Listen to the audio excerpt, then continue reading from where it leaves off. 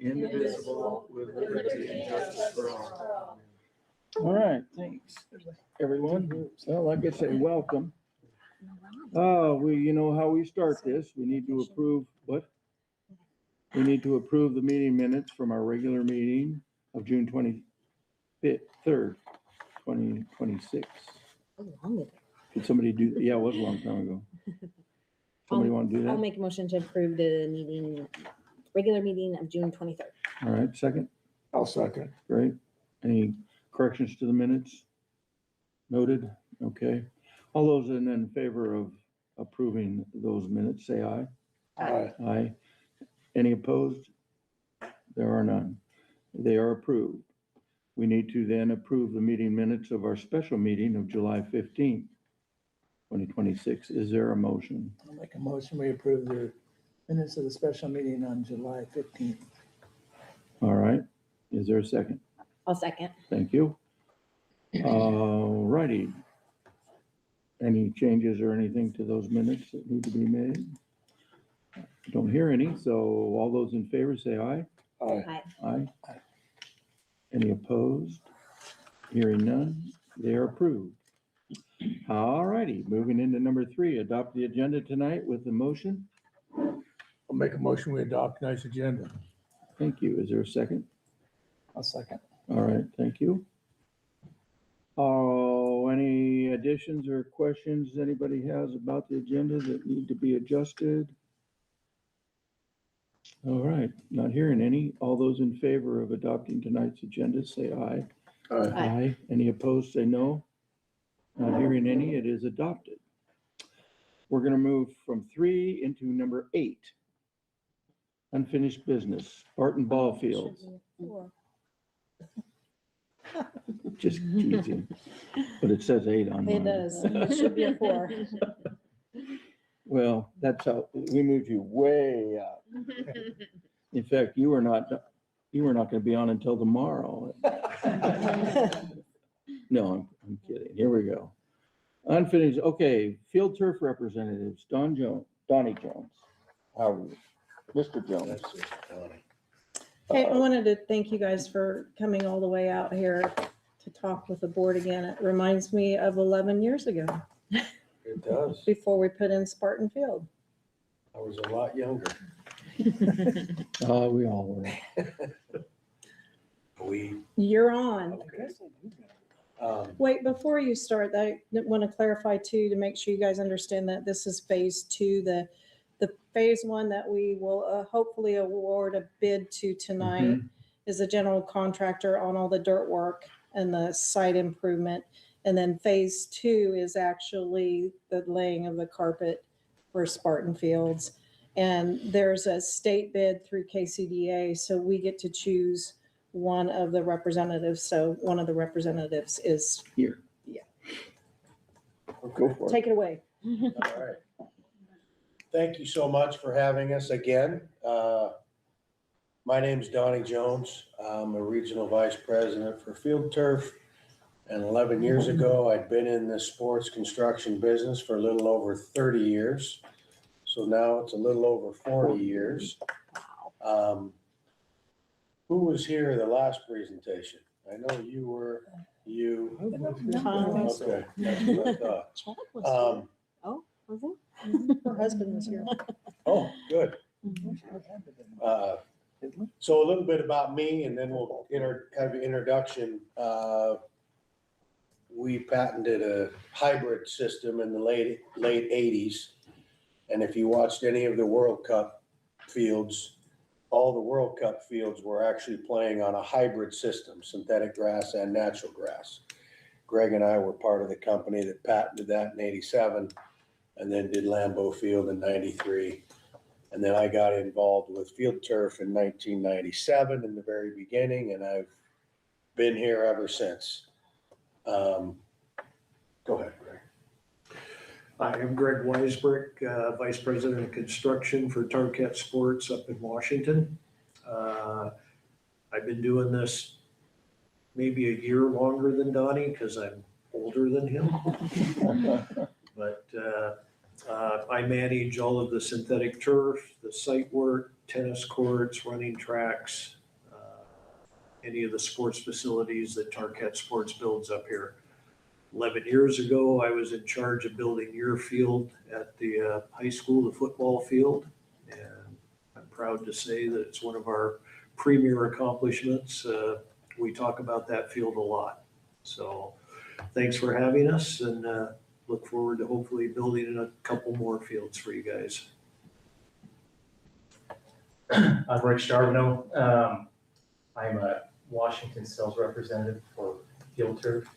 I have a little over 6 months experience with Field Turf, but 10 years in sports construction. I was with Musco Sports Lighting, who you guys know from the 90s, for about 7 years, and then was involved with sports lighting a little bit previous to that. So happy to be here. Glad to have you. Okay.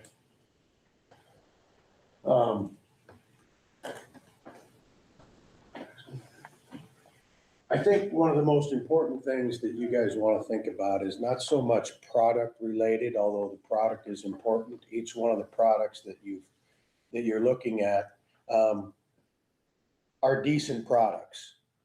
The biggest thing that school districts have, especially in areas such as Forks, is Field Turf. We're the only one that has local representation. We have over 600 fields in the state of Washington. And, you know, when we installed the field here, you know, we tell people that we're gonna do what we say we're gonna do. We're gonna come out if you have issues. And I believe we followed through with that. Bill got him in our cell phone, and if there's ever issues, I will tell you that a football field that is warranted for 8 years is now in its 11th year. And we told Bill earlier today, and I don't know if I'm supposed to say this or not, but you're gonna get at least 3 more years and maybe another 5 out of that field that's warranted for 8 years. And the reason that is, if you go out to any of the competitors' fields that are 11 years old, it will not look like that. And you can just, of course, a lot of them don't have fields in this state that are that old. Some of them are only 4 and 5 years because they haven't put that many fields in the ground. So when you're deciding who you're going to use, basically you're getting into a marriage or a partnership with that group. And our history, hopefully, has shown that we're going to be here. I mean, even though we've been doing this forever, I don't see when I'm going to quit. But we've got a team of people here in Washington that will assist whenever any problems happen. And that's going to be critical in your decision of what you use. So having said that, you've met us 3. We've got a bunch of other people. Again, 600 fields in the state. We've got over 50 full-time employees in the region. I mean, I know Forks is away from the region, but we've got multiple fields in Port Angeles. I mean, we're all over. Did the college up at Peninsula College, soccer field up there. Our installers that we have they've been with us 20, 25. I think Kisner's been with us 30 years. Yep. So you're getting a very experienced, seasoned group that, and we demand a lot as leadership. And I was raised by a Marine. I demand a lot from our people. Greg demands, and we hold people accountable, and our customer is always first. So since 11 years ago, there was Field Turf. Now Tarquette owns us. Now we own all of these companies. So Biden Track and Tennis, who did your tennis court or did the track, and maybe your tennis courts too, I'm not sure. Yeah. We do indoor sports flooring. We do post-tension concrete. We have our own construction company. So we're a much larger with a bigger footprint, meaning we have more people on the ground to be able to assist. This is another thing that's very critical, is the warranties. So in 2011, or 11 years ago, our fiber was warranted for 8 years, a third-party insured warranty. The insurance companies wouldn't insure a product for any longer than that. Well, we make our own fiber. We do everything ourselves in-house. And the fiber testing that has been done, the insurance company says, you know what, this fiber, because of its durability and wear, you have a 10-year warranty field. And we have another fiber coming out in January that we've been testing for 3 years called Trico. That's a 12-year warranty field. Now, if you coincide that with an 8-year warranty field that you're gonna get between 13 and 15 years, I mean, every year that that field lasts, it's money in your pocket. So the longer that lasts, the better your investment was. And again, you wanna find out with the people that you're talking to about turf, where's your oldest field in the state? And go look at it. I mean, honestly, you're making a big investment. Where's the oldest field? Go look at it. We've got a bunch of fields that are this old. This looks probably the best. But again, our warranty is second to none in the industry. Go ahead, bypass these. Being the #1 synthetic turf company in the world in 2025, we did just over 1,000 fields in 2025. The next closest competitor did about 330. So we're a much bigger company. And again, we make everything ourselves. These certifications, no other company has the certifications worldwide like we do. One thing about Tarkett, who owns Field Turf, is it's a privately held company and has been for over 100 years. They're in for the long term. Every single other competitor you're talking to is owned by private equity. And if you know the private equity game, their game is to purchase, blow up sales, to resell. We're in for the long haul. That's why we're making products that are warranted for so long, because that's our goal. Our goal is the best system. We're not looking to flip our company to make, it's been this way forever and they're not changing. Very conservative group. Infill collection, we're talking baseball field, talking with Bill, we're just gonna talk about sand rubber.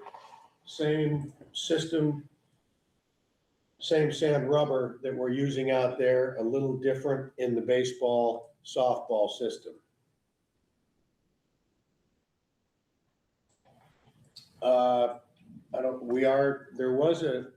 I don't know how familiar everybody is with the construction documents that were just put out, but there was an E-layer. This is a pad that was specified to go with the base work underneath the turf. You can pass it around. It is the best pad out there, especially if you're gonna put it underneath the baseball, softball field. But quite frankly, and to also tell you, nobody does more of these type of pads than we do. Line and track and tennis. We do more than anybody. What do the rocks do? Firms it up. In my personal opinion, you don't need that on these fields. I believe you can save a lot of money without using that if you use a system like ours. You're not playing baseball, That's the Kevin. E-layer, right? That's what she's holding right now. Yep. the Boy, E-layer. heavy, yeah. It's very heavy and it's expensive.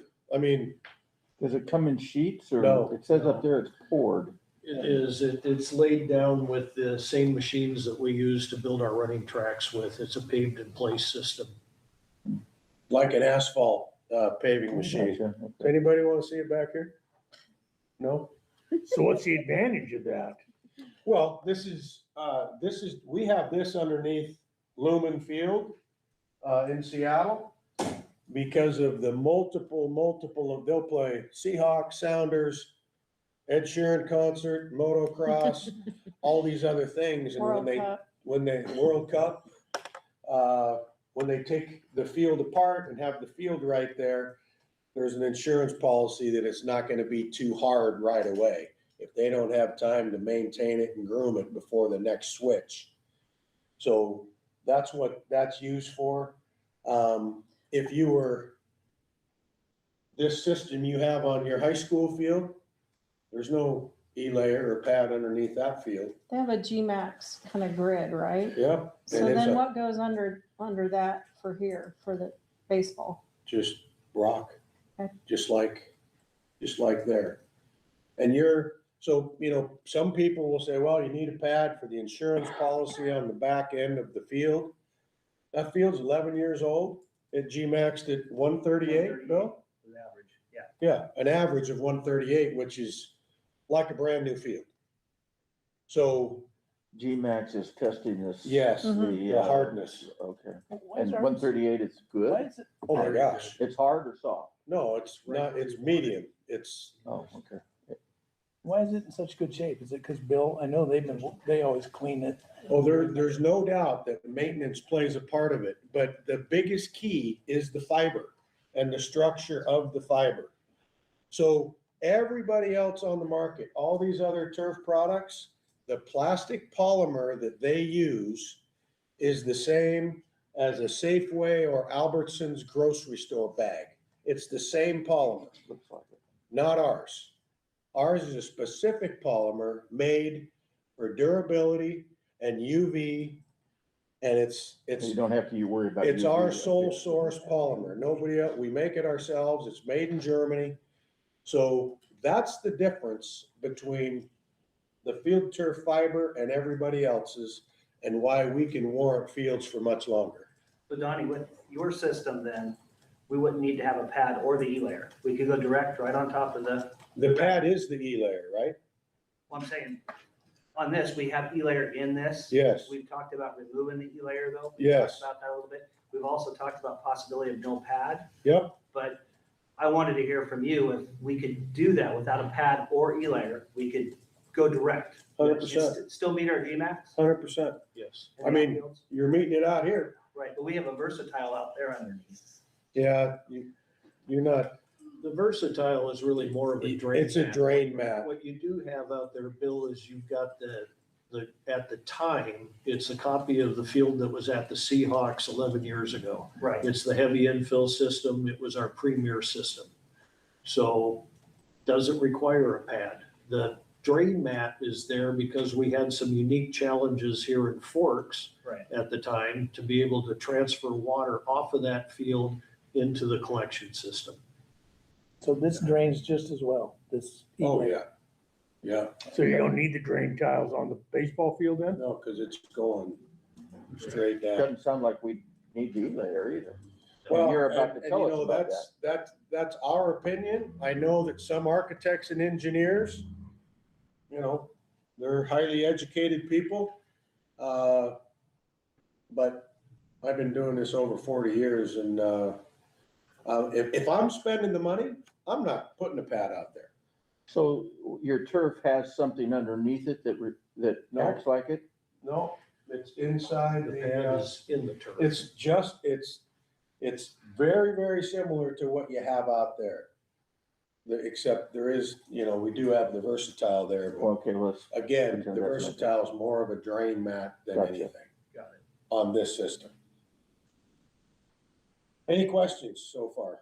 Where's I your appreciate that. closest field Baseball field? here to us? Where's our closest baseball field? Bill, I can Google it. Yellow? Montesano. Is Yelm the closest? Well, I'm just thinking out loud. You got all can, the you Bell- can get us that Yeah, information Yeah, later, we'll yeah. get it for you. Yeah. I All the mean- Bellevue School District, we've done 3 high schools, we're doing the 4th next month. Shorewood, Shorecrest, all over, Okay. that way. Did you guys do Monty, Do what? Montesano? Did you do that one? No. No. No. Okay. Was that a baseball field at Montesano? Yeah, one. Okay. I think it's Sprint Turf, Shannon. Oh, okay. Oh, yeah, a lot of those just went out purely low bid, and a lot of times we don't do that well in low bid because of the quality of our fiber. Well, so what you have in the box there is what it will be on the field. Yes. Oh. And when you say it's in the turf, Push your fingers in there. okay, so this is all, oh, I see. It's sand and rubber, just like your football Is field. it loose? Yeah, Oh, okay. I don't see any sand, but, the sand's down below. okay. Hey Greg, does that have thatch in it? In your field turf? You guys have thatch? We can have it, or Yeah. if you want it, we can have it in there, It's a. and we can price it that way. Above the- 'Cause that's the speed system I was telling you. Up to the top. It's like dead grass, Kind of like a thatch. dead polymer. So you lay the turf down, then you put the sand in. And then the The rubber. sand takes the place of the crumbs. No, the rubber goes in after. So what does the thatch do? The thatch Firms it up a helps little to bit. firm things up and hold that bottom layer of infill in place so it doesn't migrate on you. What we recommend is the thatch in the base paths areas only. We don't recommend the thatch in all the grass areas, purely for cleat release. How is it to slide on? They get burned? Well, did you No, feel it's- how soft? I mean, Yeah. It's pretty your soft. kids are used to that out there, so I don't know what Quite rocky. it's very, very soft, to the skin. And Donnie, with your system, cleats, Huh? any cleat, you can wear any cleat. Any cleats. Right. Still clean? Metal cleats. Everything. Metal cleats, plastic cleats, and I believe we're the only one, again, because of our fiber. If, I know that there have been schools that have installed our competitions fields, and when the field wears out and they come out and say, have you used metal cleats? They go, well, yeah, sometimes, warranty's void. Well, see, that would be a problem to have That'd be a a problem. non-steel cleat because not all schools are gonna have two sets Well, of no matter what you shoes. say, there will be kids coming with metal cleats, because, Right. a lot of kids, you can't afford to get 4 pair of shoes, and, Mhm. Mhm. so. These are some of the different looks that you can get, just, We don't want an O in ours. yeah. Oh, okay. We'll put a big F. Yeah, there we go. So it was about 10 years ago that obviously the football soccer field was a huge success because of the safety, performance, and playability. And we'd actually, when people wanted a baseball field, we'd go, well, okay, here's this. And we give them the same field that we did for football and soccer. But in reality, baseball is such a different sport that we wanted to come up with the best baseball product as well. So we went to Penn State University as one of the best baseball fields in the country and the ag school there. And we tested their sand-based grass outfield and their infield dirt areas. And we shot cannons. We had about 35 cameras along the whole field, high-speed cameras, that was testing every result we got. And so we took those results from that baseball field and then went into the lab, said, okay, how do we duplicate this? And it wasn't as easy as we thought it was gonna be.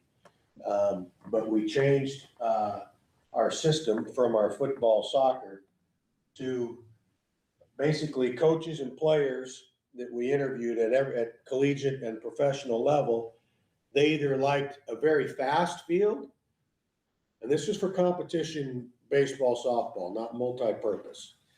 They either want a very fast field or they wanted it more natural and slower. So those are the two systems we have. We can make kind of a in-between with just the sand rubber, because Bill wants the whole thing sand rubber. So we can make that in between a natural and a speed with the thatched fiber on the dirt areas. Go ahead, I'll go through these pretty quickly. Oh, wait, go back to the one above. Go back. Oh, never mind, there you are. What was the one about that? Oh, okay. Go ahead. This shows the different systems in a little more detail. It gets really confusing.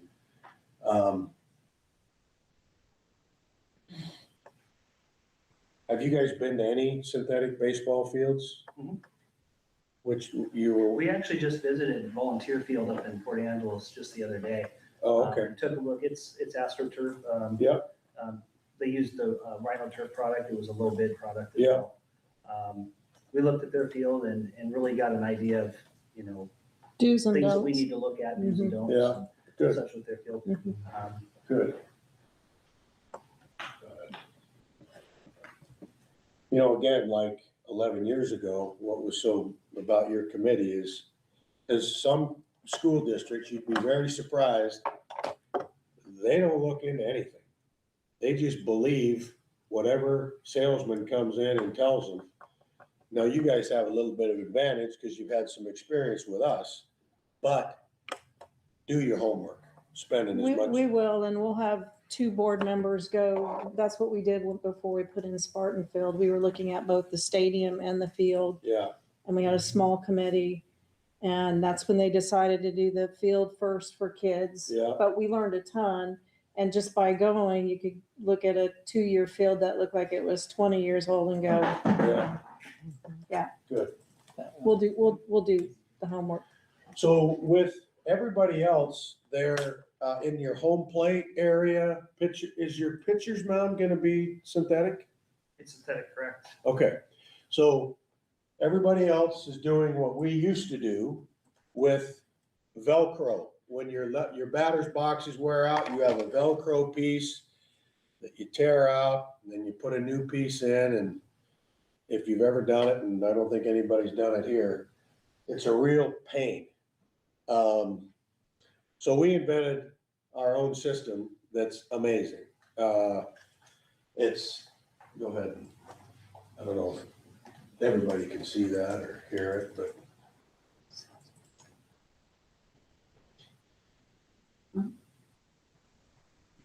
Isn't that cool? I'm awestruck. Looks like a home plate area. Is there no volume? No. Oh, okay. So, where's? Actually, fast forward to that picture. So out at Miracle League in Monroe right now, if you can see this photo here, you see this is all concrete. It's a concrete circle. And where you have your left side, right side, and catchers, there's a recessed area.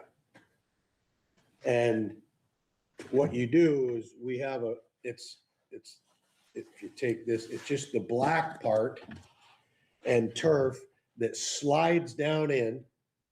It's not infilled. It's heavy face weight. You're gonna love this because it's easy and simple.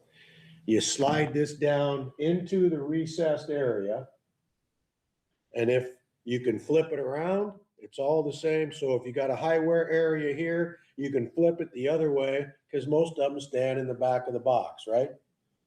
So this makes it, the Velcro thing is a very laborious, you got to vacuum out all the infill because it won't stick on the Velcro.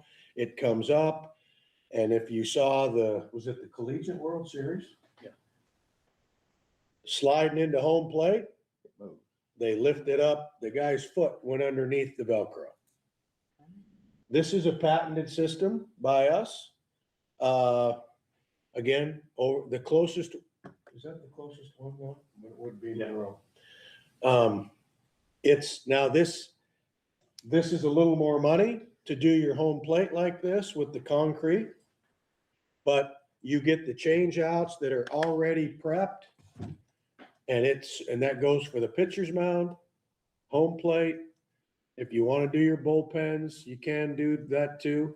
But this is a game changer as far as for groundskeepers and anybody that has to keep track of these maintenance of these fields. Any questions on that? You have a picture of what the mound looks like, or? Go back up here. See. What's the cost of those compared to the other way? Is that stuff? Well, with Velcro, all you would get would be turf pieces. I think to do, 5 change outs a piece, it's about $10,000. So how long do those last? Oh, this? Yeah, they'll last a long time. Oh my gosh, yeah, Oh, yeah. So It's you the don't- only thing you'll need, just like the Velcro, is these pieces here that we provide you. So you can, and they're interchangeable. They're interchangeable with the pitcher's mound too, right? Where are they? I don't think so. The pitcher's mound comes with 4 different panels, and they all link together so that where the pitcher is landing, if that one starts to wear, you pull that one out, you move it up further, and the other one slides down. The same thing with where the pitcher is digging in at the rubber. You can pull that one out and replace it with a different one. You don't interchange that one with the other ones because it does actually have the hole in it for the rubber to set up through. But every place that we've installed these, it's just rave reviews and a game changer. so how many It's years? 3/4 inch. Yeah, a season or 2 seasons? For what, each piece? Yeah. Geez, I don't, one piece, because you can flip it around, it's gonna be at least 1 full season, maybe a season and a half on your left side. That's the quickest one to wear out. Your Velcro, you're gonna be changing those out every, I don't know how much they're gonna play, but every 6 months, 4 months, 6 months. But you don't have to replace this piece, you just flip it. So you get to use it twice as long besides. And Greg, you carry those in stock too, in case they have to be purchased, correct? Correct. What we would do is we'd give you probably 3 years worth of the inserts. And To be clear, you do have to build that concrete surround. I mean, it isn't just putting these things down on rock. It's a process where, and to answer your question, Bill, the concrete surround itself is probably in the neighborhood of $10,000 to build that surround. We have a concrete surround already in ours for the boys baseball field. So it's got the concrete mound. it's already got a full circle. It's got a concrete mound for the boys field. The girls doesn't, but the boys Oh. does. It's concrete with the, kind of like an insert for a mat. and then In the, Velcro where, in the on top. existing In the field? plan, Oh, in yeah. the It's in the plan. plan. in the plan. Oh, we'll have to look at that. Yeah. I've got the plans. I'll take a look at it. So it may Okay. be just a matter of modifying what that is to adapt to our easy Well, it may changes. not cost you anything extra. That'd be It's already fantastic. in there, so. Yeah.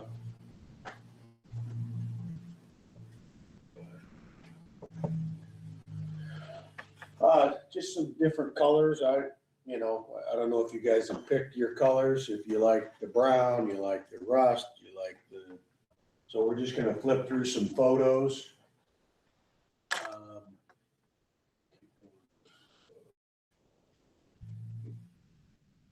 That's obviously, so, wait, Yep, go back. so you see how we have the light green, dark green on the infield and the outfield? And then we have the brown Mhm. surround. Kind of like our football field now, we're two-tone. Mhm. Yep. So are the warning tracks the same stuff, or is that actually dirt? No, The warning tracks will be I think the, it's, I think it's Warning turf. track's turf. Yeah, okay. It's all turf. yeah. Yeah. Let's go back to that one. And after having been to one that's half turf and half grass, we want all turf. Oh, yeah, Yeah. for sure. So that's a good view of, you know, the entire warning track, all dark brown. So the striping is extra though. No. Isn't it? It's all built in. No, those are They sell 'em. individual. It's just like your football field, every 5 yards, you've got a different color panel and they alternate.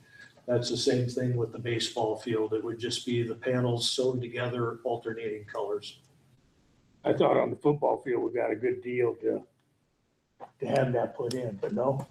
Well, Well, they no, sewed them At in. the time, That was the deal. 11 years ago, It was the it best. was an extra. Yes. It's not that anymore. This is one of the Bellevue schools. They did one school, did another, I don't know if anybody knows Jack McLeod in Bellevue, but they did our field and the board said, well, we want to try somebody else. And 4 years later, they came back and said, take that out. We want field turf all the way through. So now we're doing their fourth baseball field, Sammamish is next month.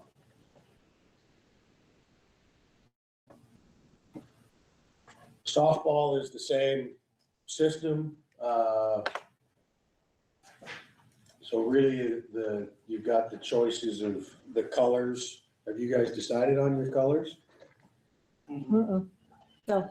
I will tell you that there's a tan that's out there. I think pretty much everybody carries it. It starts to look dirty. For some reason, you know, it just does. It looks really cool in the beginning, but it starts to look dirty after a while. I like the dark brown because it looks the same when you first install it. 10, 12 years later, it's still gonna look the same. Go ahead.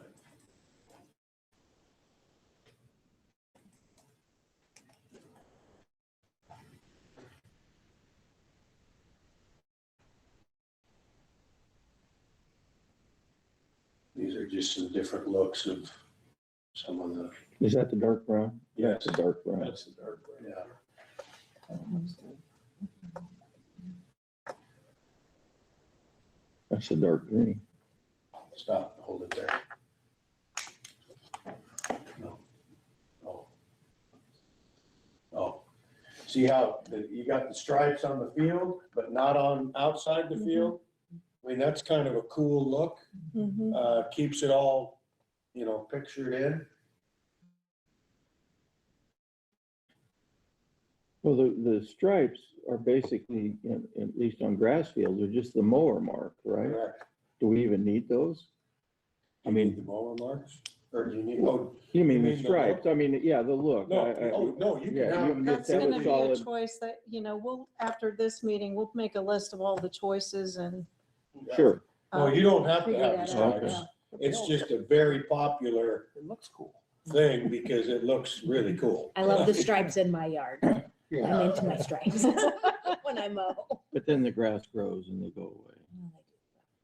It looks good, right? You know, we have over 600 fields in the state as discussed. Go ahead. That's obviously the World Cup field that we did with the hybrid system. Go ahead.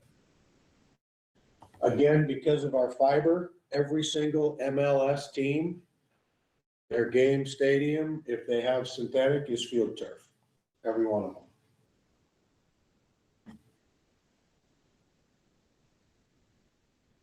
I thought the soccer games were all played on natural grass. They were. It is natural grass, but it's fiber injected into the natural grass. So there isn't the big divots rock, so the synthetic fiber supports the sand system.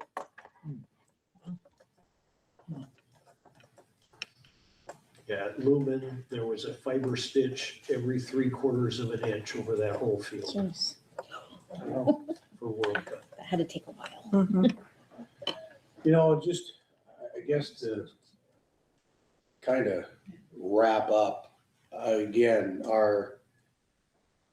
one of the most important things you can do is understand who you're getting into business with credibility. We own our own installers.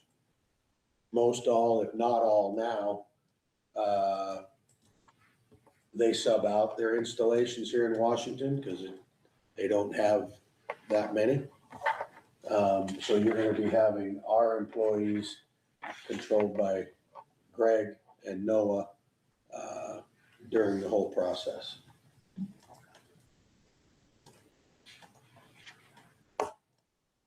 Any questions? What's the difference now in the turf compared to 11 years ago? The fiber is better. The fiber is gonna last longer than this. That's the single biggest key. So when it comes time to replace our football field, we'll want to replace it with this new stuff. Yes, in my opinion, what you save with the small added cost of a 12-year warranted product, especially, and I don't know how much you guys are putting away every year, but you know, most people, I think we told you guys to plan on 10 to 12 years of replacement. Well, you're gonna blow by that. Mhm. So, We're getting close, I think, to where we need to be now. yeah.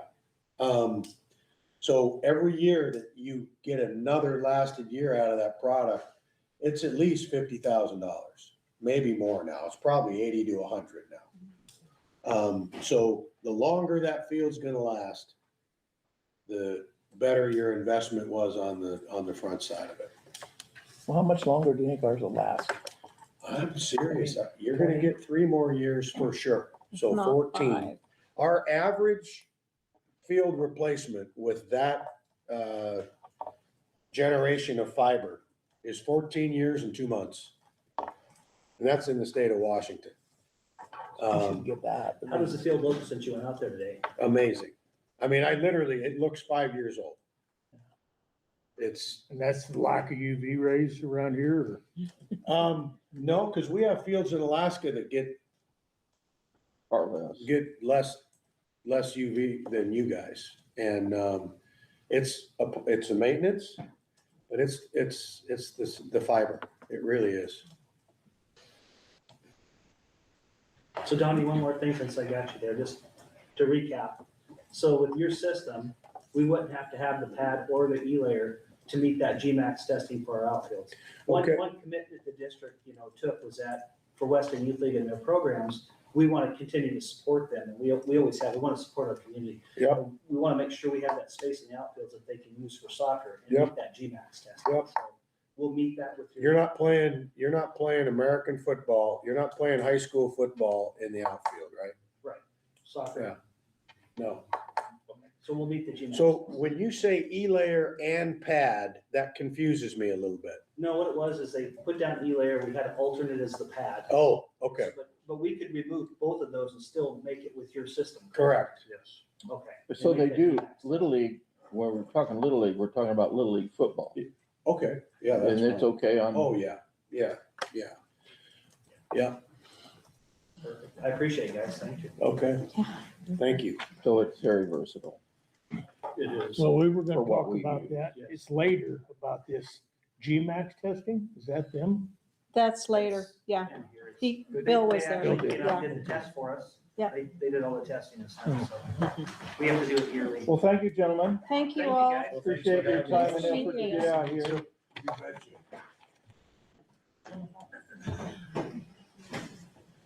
You all did well, Grasshopper. We got some work to do. He had to buy dinner tonight, too. Oh, where'd you go? Well, I felt want lunch and probably have to buy dinner. Oh, big lunch, big lunch. We went to Long. Longhouse? Longhouse? Oh, did you like it? Yeah, it's good. really good chowder. I've been so Haven't been to eat yet either. good. Actually, I think Well, I'm over in well, Vegas. Thank you very much. Thank you. Thank Thank you. All right. Safe travels all.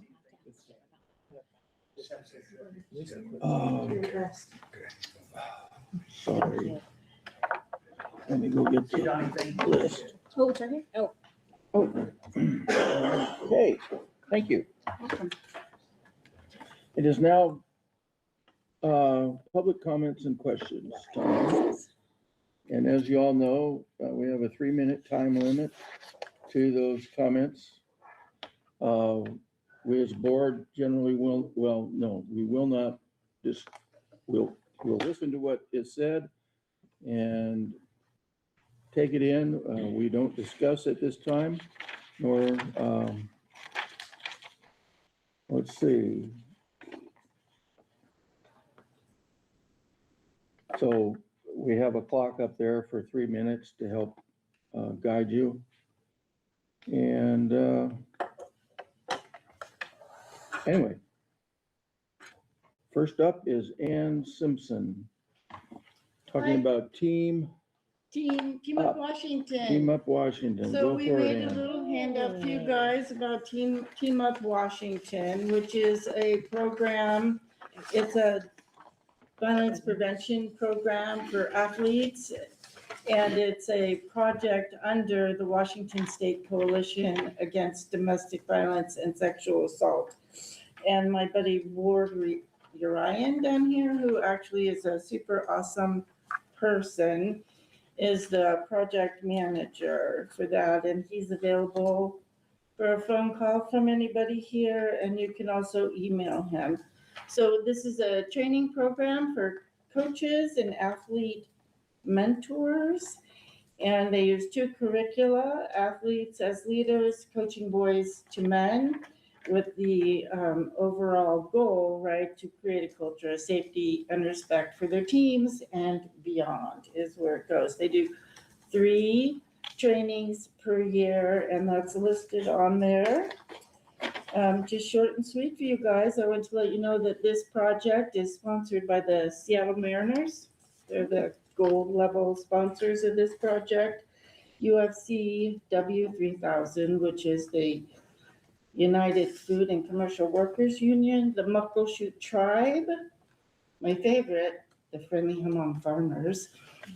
And then so a number of law firms: Du Bois, LeVeus, Law Group, Foster Garvey, Sound Injury Law, Frank Fried, Subit, and Thomas, who are employment and personal injury lawyers. So, you know, they're sponsors. They know what they're doing. This agency, Wiskative, has been around for a good 40 years. And I think they've been doing Team Up Washington for about 10 would be my guess. They're on the website. And what's cool is you have some videos you can watch. There's a really new one that they shot out yesterday with a young gal who played professional soccer and who's now working with them and doing some training. And it's all just super positive, and I really, really, really, really, really, really, really, really, really want you to do it. Because it's really good for kids. Is it both the boys and the girls? Yeah. Here it just says boys to men. So Boys to Men is a specific curriculum that was developed by Futures Without Violence, which there's a whole story to that, but I don't have time for that. And then Athletes as Leaders, I think is maybe directed towards female athletes, but I don't know. Like I said, there's a gal now on board who is a professional soccer player and is now working with them. So how does our school get involved in this? You call up Ward. I can help you with that, Kevin. I know Ward, and he'll answer. I called Ward and told them that I'm hoping to get you guys to call him. So if you say Forks and Clay Valley School Door, you know, and I'll tell him again that I was here tonight and pump that out there. Well, thanks. Ward's easy to get a hold. It's easy to talk to. I think we should, you know, we'll look into this some more. And 3 cheers for Casey Yulin coming back. Thank you. Thank you, Ann. Thank Thanks, you, Ann. Ann. How many minutes did I do? 3.5 hours. Okay, Wendy Larson, school safety. I brought some papers to pass out to you too. Great. You probably all know I'm Kari Larson's mother, and I'm really concerned about the district making changes that will help prevent problems that occurred, like what happened with Kari and the students that came before her. And I really don't want anything to happen to these kids like what happened to Kari, because what happened to her is going to affect her the rest of her life. And from the articles that I've read about children who have been affected, not only in our state, but across the nation, they have had very similar trauma symptoms as what Kari has. It's not, totally the same. But this affects her 24/7, every minute of the day, and it's going to affect her for the rest of her life. But anyway, I wanted to introduce you to a woman named Cheryl Shakeshaft. I see I spelled her name wrong in the talk. But anyway, she recently retired, but she was a researcher about sexual assault in the schools. And she studied this for over 50 years, and she recently produced a book that it's called Organizational Betrayal. And it talks about a path to safety for protecting students from educator sexual misconduct, based on her research. And this is her book. And it's a very good book. I've got it listed on here, and I recommend that you all read it. Diana and Kyle, if you talk to them about what they witnessed when Kari was in the court, they can tell you how devastating this was for her. But on this paper, I have a QR code on the back. It looked like it was going to be on the bottom. So if you scan it on the back, that will take you to a presentation that Cheryl did about her book on YouTube. And it's under 2 hours. I can't remember exactly how many minutes it is, but I highly recommend that you read it. And she has a lot of recommendations that I think would really benefit our school district. Hazel can have one too. Is there enough? Okay. All right. My glasses. And I appreciate your time. Thank you, Wendy. Thanks, Wendy. You're welcome. Okay, Megan Harris on school safety measures.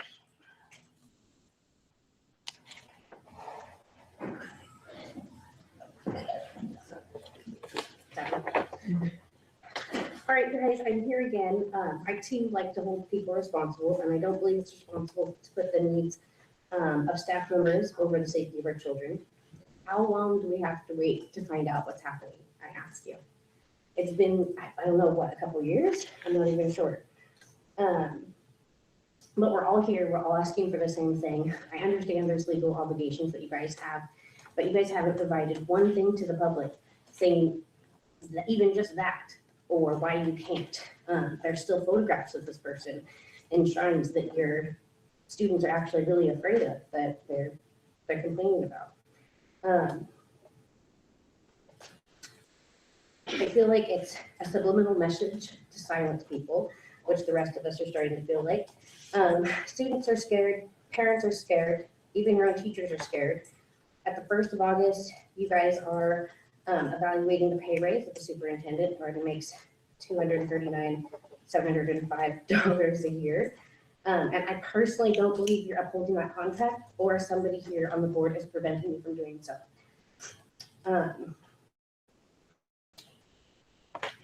I want to read the contract. Oh gosh, you guys, I lost it. Oh no, I'm so sorry. It's okay, take your time. Okay.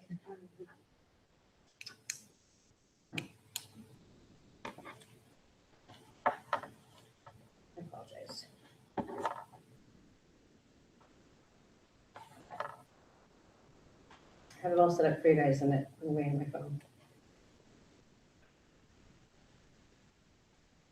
Well, we do have the contract and we do believe that it is not being upheld because you guys are not being transparent about what's going on with the staff. I would love, maybe I'll read that next time. I'm sorry, guys, don't want to waste your time. But both Diana and Bill, you guys signed the contract, so you know you're supposed to be giving transparency out to us. So I don't really understand why it's not.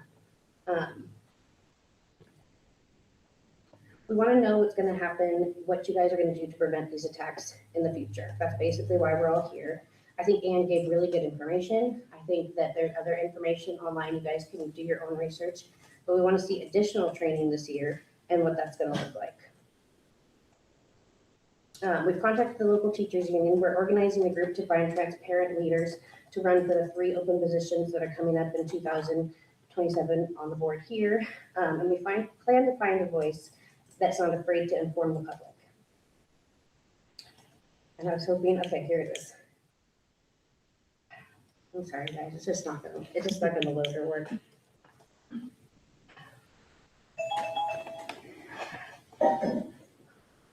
Okay, it says subject to the board's approval, the superintendent is responsible to select, organize, and arrange administrative and supervisory staff in such a manner that serves the district. So not the board, but the district. Okay, Okay, that's okay. thank you. Thanks.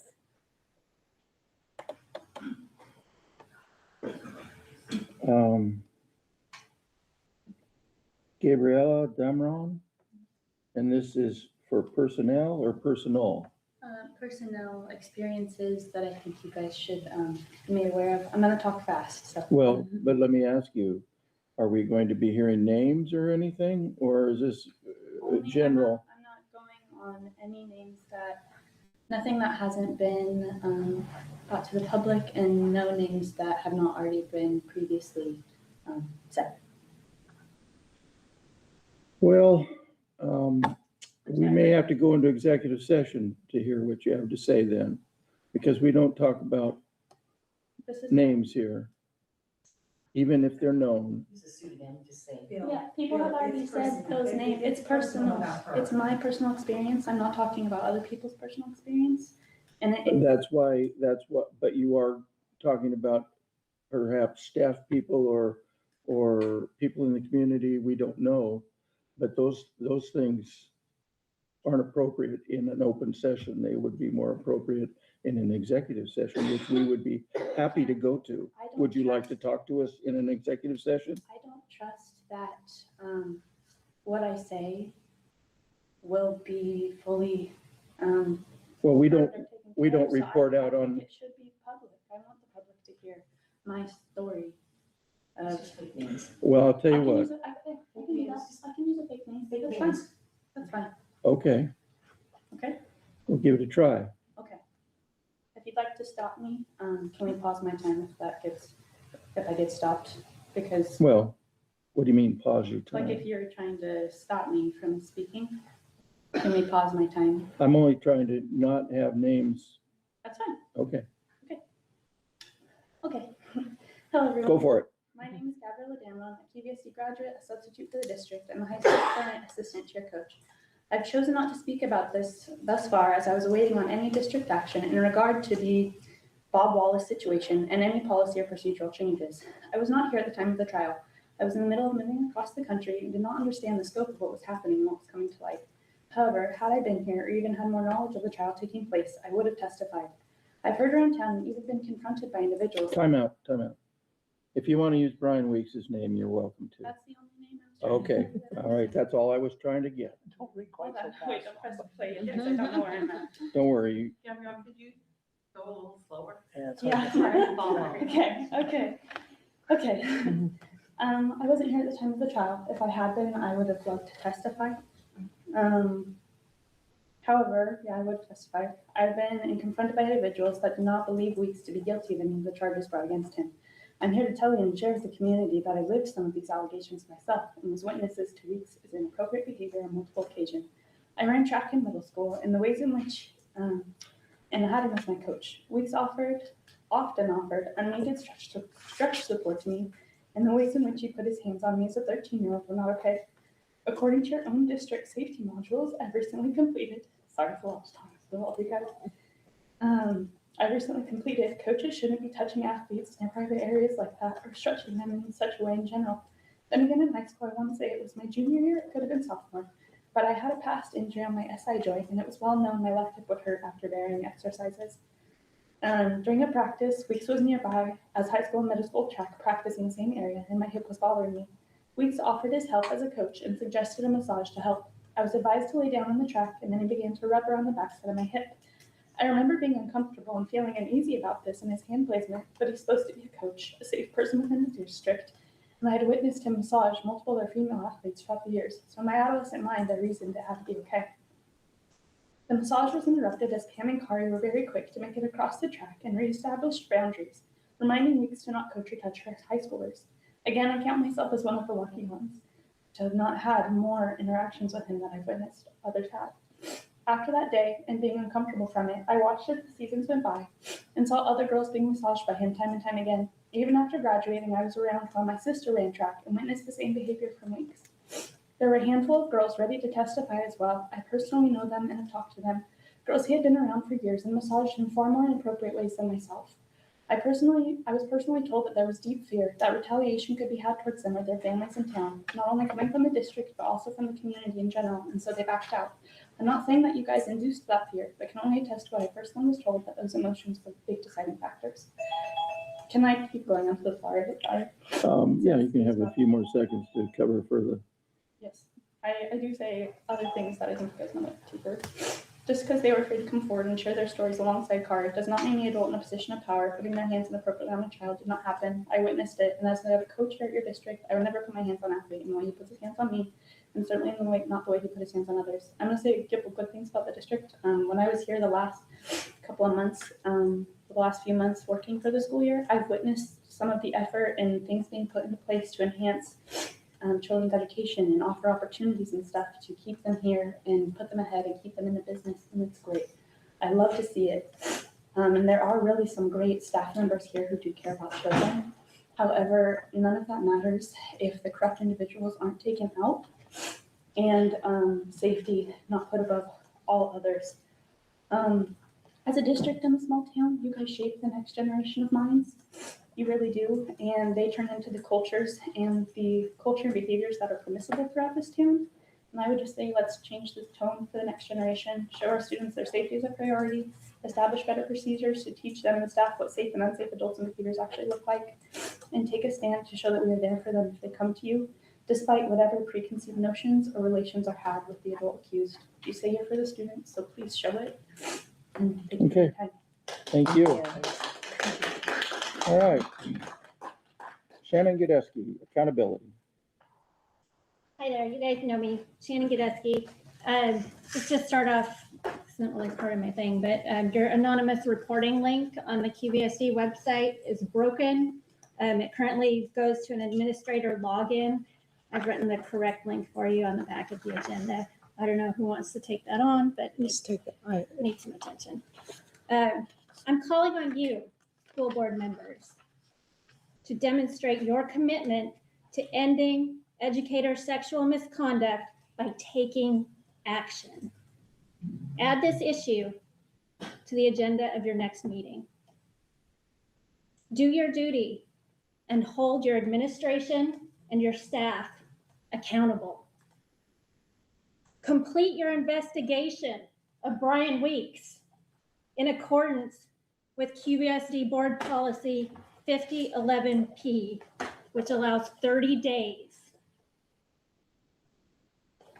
To remind you, this investigation was reopened on April 20th. I'm sorry, I only printed off one copy, so y'all are gonna have to share. All of the evidence required to complete the investigation is available publicly via the court record. Fire Brian Weeks for cause. Ensure your administration files a report against Brian Weeks with OSPI. Do not allow Forks to pass the trash by allowing Brian Weeks to resign or retire, thereby halting the investigation and reporting process. Washington State was the first state in this nation to enact a Don't Pass the Trash law in 2004. This law is designed to keep school districts from allowing staff accused of sexual misconduct to resign and transfer to other schools. But you, board members, must ensure the law is followed. Here's a copy, again, just one, sorry, of RCW 28A 400-301. Do not allow Brian Weeks to resign or retire without going through the investigation and OSPI's disciplinary process. If you allow him to resign or retire, he can continue to access students in another district. Thank you. Thank you, Shannon. Pam Gale, accountability. Hi. My name is Pam Gale. Now that the lawsuit of Larson versus QVSD and others has ended, all kinds of thoughts have entered my brain. Number one, how do you find yourselves, all of you, guilty in a case you never attended? Why didn't any of you defend the integrity of the board? That's the hardest question for me, you see. That's why I'm here. I treasure my integrity and I'm here to defend it. Or maybe, just maybe, all of you found yourself questioning, is it okay to lie under oath? Is it okay to present the wrong tape into evidence? Is it okay to manipulate young witnesses?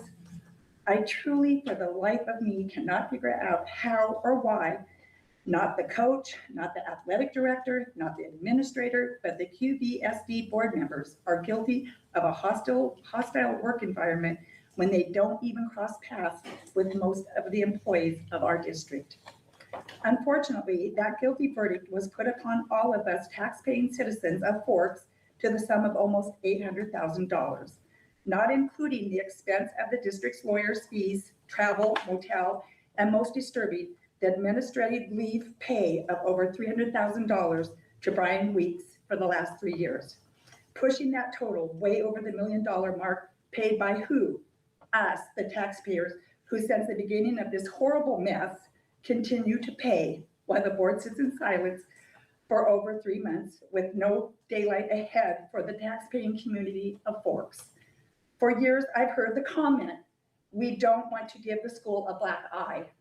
Unfortunately, by choosing the protection of the institution over the welfare of the children, that's exactly what has happened time after time. I am speaking for our community. The community is waiting for you, the board, to be their elected voice. Thank you. Thank you, Pam. All right. Appreciate your time and your efforts and your comments. We'll now move on to our consent agenda. Is there a motion to adopt tonight's consent agenda? I'll make a motion to adopt tonight's consent agenda. I'll second it. Okay, any questions about it? I had a couple questions on the bills. That data center, pay for storage, $34,000 for the data center. So like those AI data centers, we paid, that stuff stored in there? Or? No. Hang on here. I'm sorry. Can you get me the bills? No. Let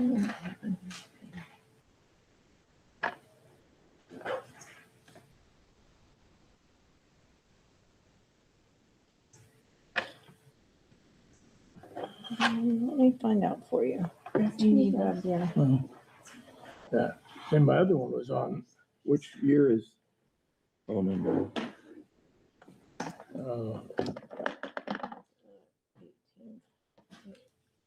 18,590.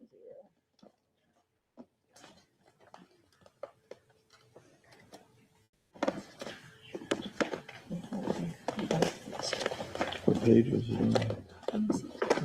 tried to, it was under bills. Oh, there it is. First Data center warehouse. 18590. 990. It's not like AI data centers, it's by Yeah. somebody who just. I know it's something stores with our that stuff. technology. Yeah, I'm just not sure.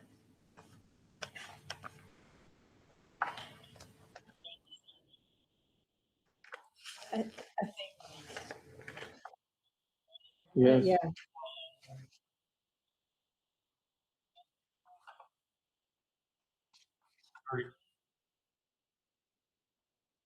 It is the utility phones, yeah. It's that you passed last Oh, yeah. time, yeah. Oh, okay. That's why. Yeah, yeah. Then like when you get all the prices for next school year, the fuel, the milk. The bids, yes, Yeah. they're in there. So on the fuel, what happens like this year when fuel spikes? Do they come back and have to renegotiate? No, we get a daily price based on a Tacoma number, as it is set in the bid.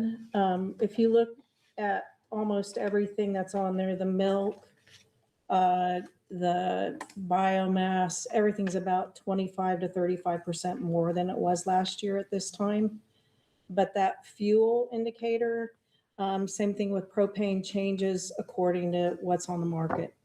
So we don't go back out. We You're don't not get really locked in you on don't the get a price. steady price. You get what the Tacoma market number is. Yeah. So how do you budget for that? We have a good idea of what the average is gonna look like and what the increase has been since last year, and then we just apply, Jan actually multiplies it by whatever increase we see, and we take it on the average for the whole year. Gotcha. But our fuel is definitely what we have budgeted for is way up. Oh, yeah. Okay. Mike, any more? That was it. Anybody else? All right. Did you catch who seconded? Sorry, I got Shannon. I'm not sure we even got a motion yet. Did we I motion? just, yeah. Yeah, you did motion and then I didn't. Who seconded? You second it? I think so. I thought Kevin Yeah, I seconded did. it. I did. Yeah. It's so long. Like that. I know, Well, if you, If you 30 didn't, would seconds you? ago. All right, no more questions then. All in favor of adopting tonight's consent agenda, say aye. Aye. Any opposed, say no. Okay, not hearing any, we have a consent agenda. Reports. Central Washington University College and the high school. Brenda. And then I have a PowerPoint too, Hazel, but I'll go through it really fast if you still have it. This form right here is the really cool piece of data that you're gonna need. So dual credit is one of the measurements for dual credit opportunities is how my school report card is actually reported at OSPI. So it's been my goal for the last 3 years since I've been in this role to increase those opportunities with them. And what I'm asking is that you grant me this partnership with CWU and approve my course catalog tonight so we can increase student access to dual credit opportunities. And I'm going to come back to you again because Shelley was approved for dual credit CTE through Olympic College. So that just got approved today. So I have the central one ready to go. I presented to you last time, kind of really quickly. That was right the day before we left for our training. So now all of the teachers, me, the counselor, my administrative assistant, we're all trained in what this looks like and have more information for you. So if you look at page 1 with K1, 2, 3, 4, 5, 6, 7, 8 right here in this column, plus English 101, a student can leave me halfway finished with their bachelor's degree by the time they graduate. Right now, I'll have them halfway ready to go with the teachers that I have in play. So if you turn to page 2. Slow down a second. So this is through Central Washington. Through Central. What was that? If a student starts at what grade? Ninth? They can start 9th grade. And if they do this, by the time they graduate, They're halfway they're through their halfway in bachelor's degree, bachelor's. which is going to transfer to any four-year university in Washington State, 100% absolutely free. They don't have to pay for textbooks. They don't have to pay for lab costs, anything, which with the rollback from OSPI with budget cuts, Running Start students are having to pay out of pocket for some of their courses. So this will like even the playing field for all kids, because some of our kids aren't going to have the resources to be able to Running Start. yeah. So this is just an extra added layer of support to be able to help students. So if you flip to page 2, and Bill, I know I'm going fast because I want to get you guys out of here. So if you look at Academic Writing 101 at the very top, this right here is the base. It's a prereq for every single student. They have to take that no matter what class that they take. If they don't take 101, none of the other classes will work. You're going to see little stars off to the left on K1, K3, K5. Where? So on the left-hand corner of Gotcha. page 2. Yeah. Mhm. So I'll have English 101, English 102, then I'll have Art 103, and then Humanities 101 and 102 and 103 to be available for students next year. I'm not seeing it. See where it says K5 Humanities, Oh, and then they're okay. highlighted? The highlighted ones are the ones that you'll have. Yes, But all of those are required for a degree? yes, but only one from each section. So it's going to be very, very strategic on how we guide students, because if I have them take too many from one section, it will impact their financial aid later because they're over-credited, and you can only earn so many credits with your financial aid. Okay. Okay, so my goal for next year is to come back and have in K2, let's see, what was I didn't circle it. So K2 might be the one that I'm missing. Oh, there's one, poli-sci. And then K3, global dynamics and music. And K7. So any one of those, or they need to ultimately take all of them? Just one from each section.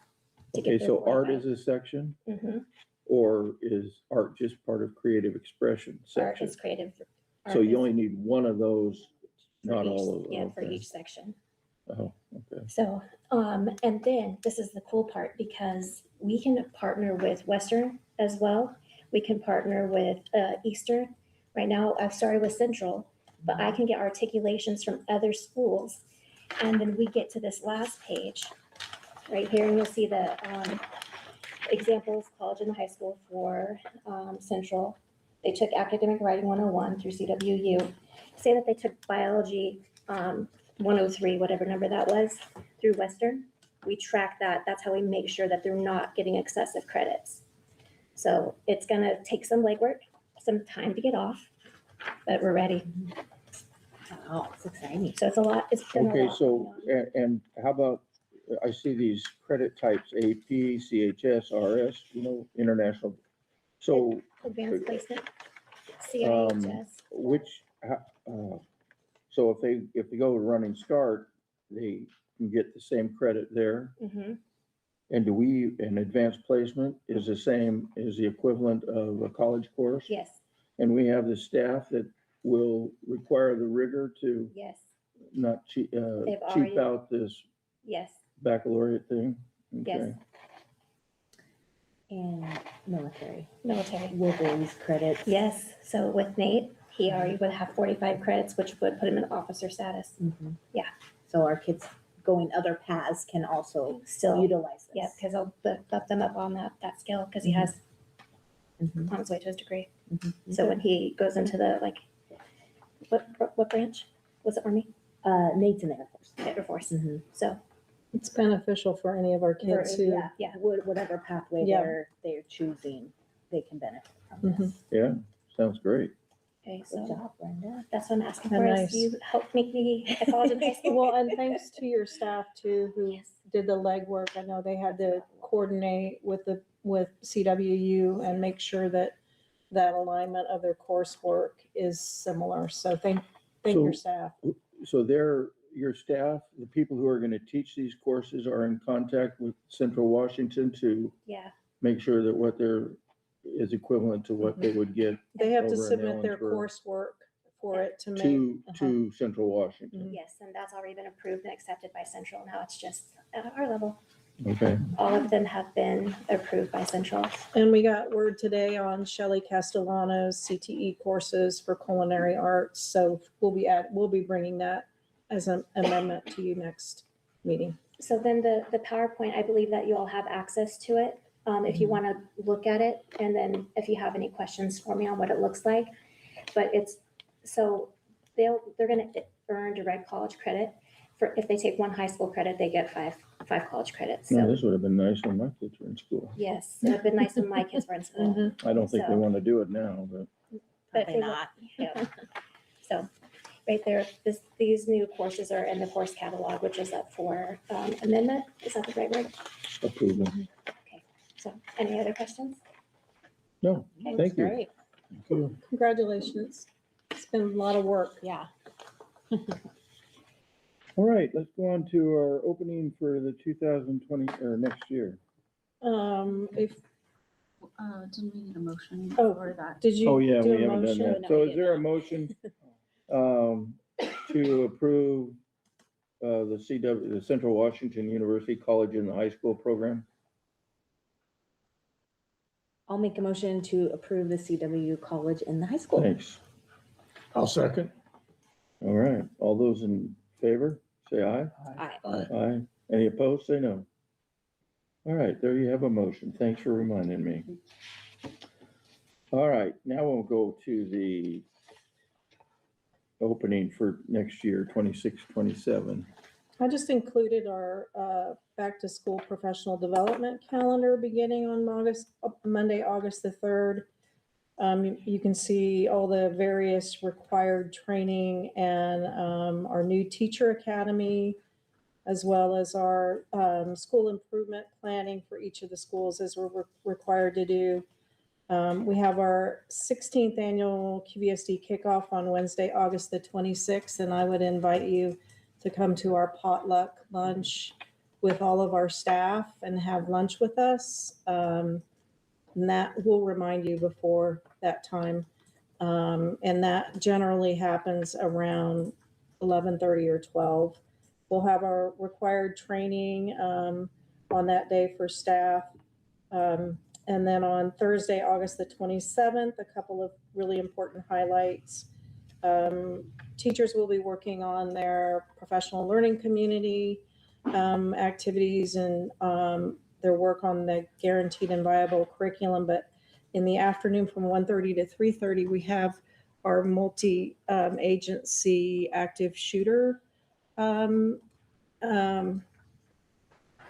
opportunity, I guess. And it will be held at the school, but we've been planning this now for 4 months with the hospital, in coordination with the hospital, all of our emergency response agencies, sheriff's department, police department, Life Flight. We'll have and we'll announce it to the public. And then one of the things that's really important, according to Washington state law, that if we have staff members who are traumatized or get upset by it, they can excuse themselves.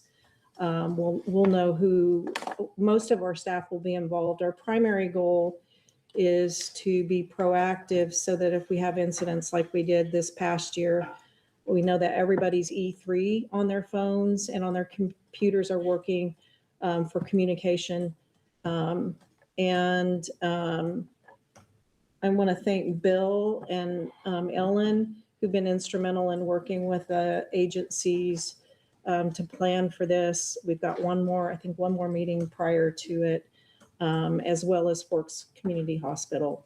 And then our sheriff's department, the fire department, everybody's been present to plan for this. So it's not Alice training. It's similar to, it's a full-blown drill. I mean, as if we'll have actors in it. And again, we have to be really careful for trauma-informed practices to make sure that our staff feels safe. But our main goal is to figure out logistically what potentially could go wrong, especially with the communication part. We'll have an incident command system in place that we will not run, the school district will not run. It will be one of our agencies that respond. And that is set up where all the entities come together. So there's one source of communication going out, and there's not miscommunication. Interesting. Brenda's helped us get students who are interested in participating. And again, I'll be working with the staff so that we're sure that if staff have any other traumatic experiences that would prohibit them from being a part of the training, they can be excused. After it's done, we'll have like a report at maybe the next board meeting or something Yeah. after it, just to kind of let us, Yeah. how it went, what went good, what went bad. And so, we did not initiate this. The Forks Community Hospital did. We have talked about an interagency practice for a long time, but I think they have to do so. And then we'll be providing all the debriefing report to all the entities so we can get better. Great. I mean, I hate that we even have to plan for that, but in today's world, we want to make sure that all of our systems are working. Gotcha. What is CPI training? CPI training is the risk. Kyle, what's the name of the CPI? Intervention. Who's it for? It really is for our special education staff members. All have to have level 1 and level 2 training. And it really is the de-escalation techniques. Okay. We open it up to other, but right now the law states that there are only certain employees who have to have it. It's good training for anyone. Okay, great. Okay, any questions for Diana on that? Starts next Monday. I know. Is there still some open positions? Yeah, we have a few we're working on. We're getting close. Shoot, it's gonna be winter before we know it. I know, it's going fast. Yeah. All right, financial reports, our June ending fund cash balance. Diana. Okay, June is a short month in the world of apportionment. It's a 6% apportionment. So generally speaking, our expenditures are more than our revenues, and that is very typical. The month of May, June, and July are short, and August will be more. So for the net cash and investments in Clallam County Treasurer's Office, 8.8 million at 13% of our $71 million budget. Net cash, you can see our chart. We are a little bit shorter than where we were the previous years. I will tell you that several of agencies that we work with, that we have large contracts with, one in particular, they lost their chief financial officer, and so they're behind in payments. And so we're short probably about 300 or 400,000. We'll be seeing that money come now that they've got new CFOs. And then if you Do we look, collect interest on that? no, we don't. Our commitment to minimum fund balance, we're at 5%. And then our unreserved undesignated will be 7.3 for the month of June. In looking at our budget overall, if you're looking at the debt service fund, we continue to see timber dollars in the debt service fund that surpass what our debt will be for current bond. And again, when we're looking at awarding a contract for our Spartan Fields, there will be local dollars that we can move from our debt service fund to make up for the deficit, because you're going to see sticker shock when we get to that part because of inflation. Yeah.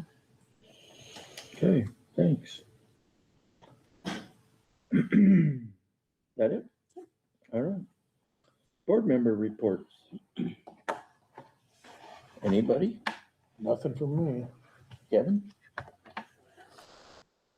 Yeah, I think there's a big disconnect between the board and the public on what we can do and what we can't do.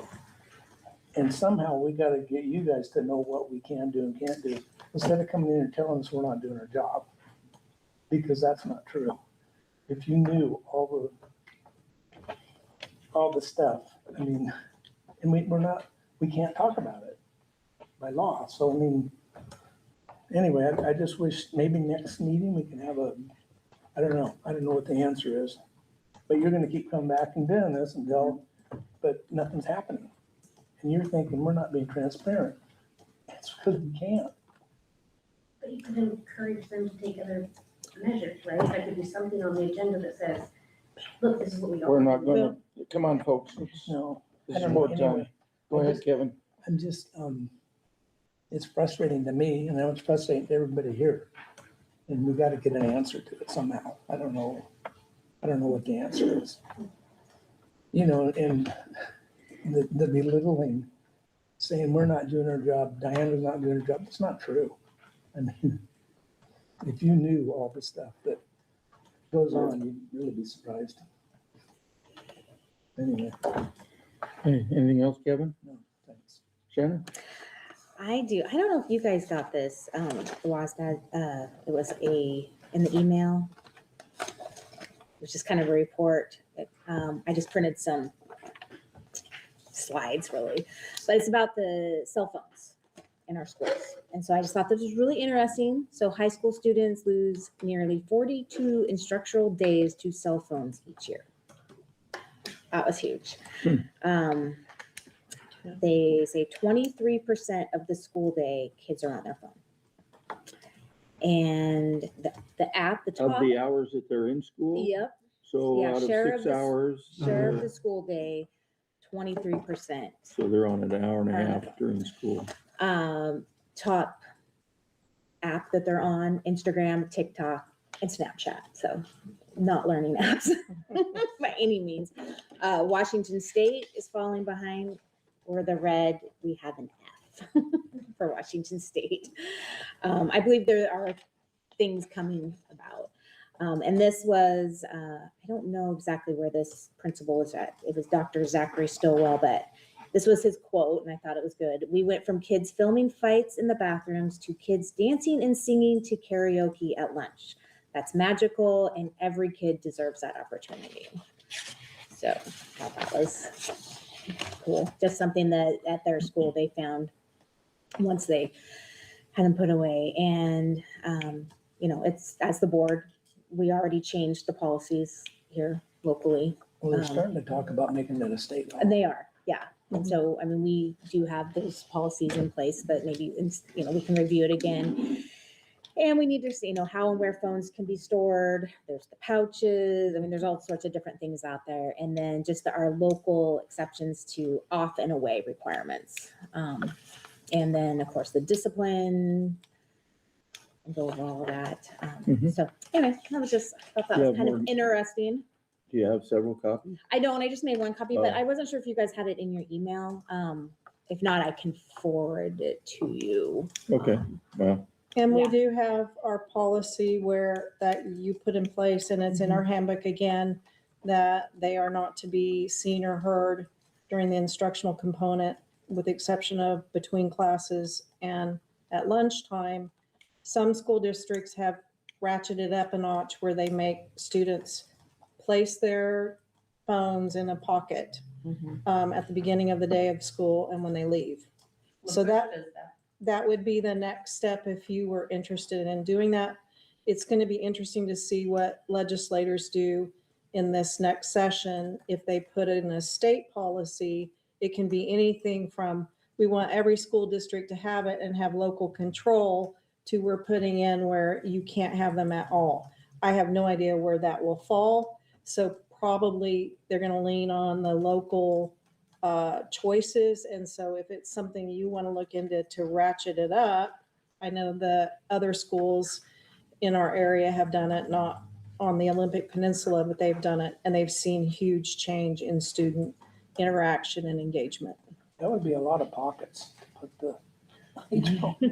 I think they only do that if the student's phone is out, like you know, and then of course, something you would need to consider is what parents you would want parent input if you're gonna go to that next step.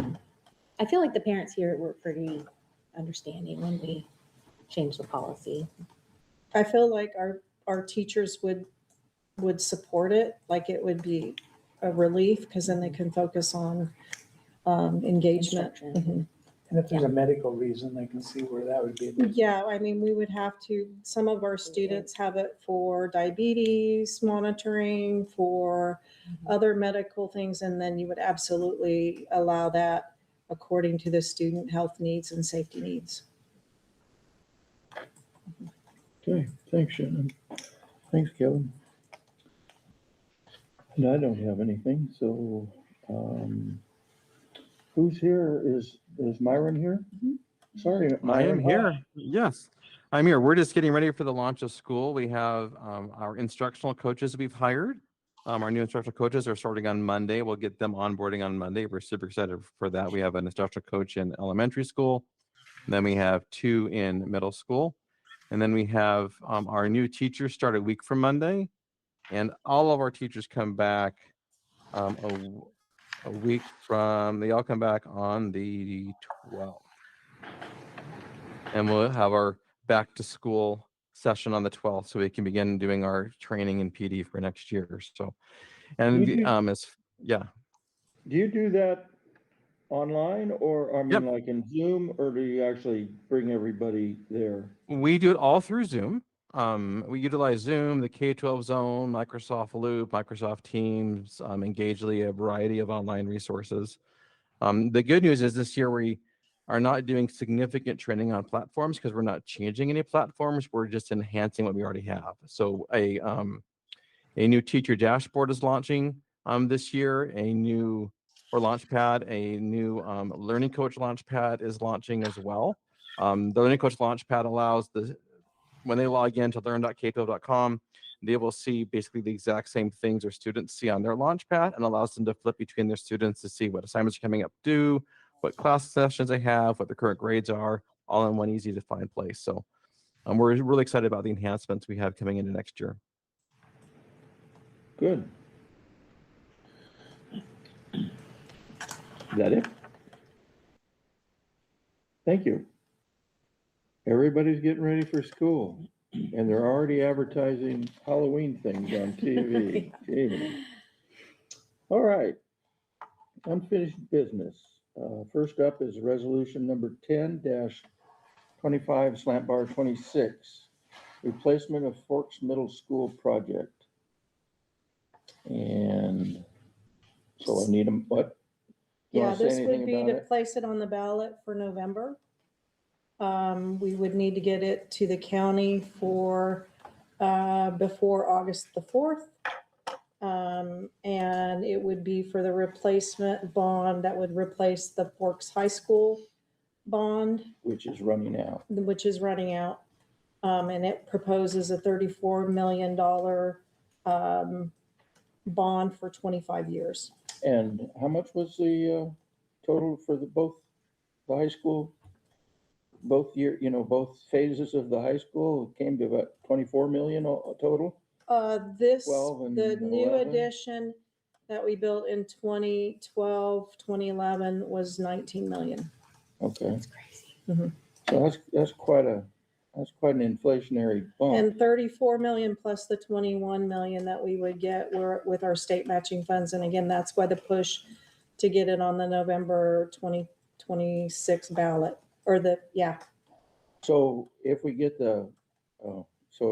we'd get the 34 million, and then we'd get the state bump. So we're up at over 50 million 55 million. to build the middle school. And if we wait and do it it's only gonna longer, go up. yeah. And up And then we don't get that. And we funds. lose And then money. if we wait past the November 2026, Right. our We lose 21 this million goes to 16 or 15 million, somewhere in there. We lose 5 to 6 million. Right. Yeah. And so that's the push.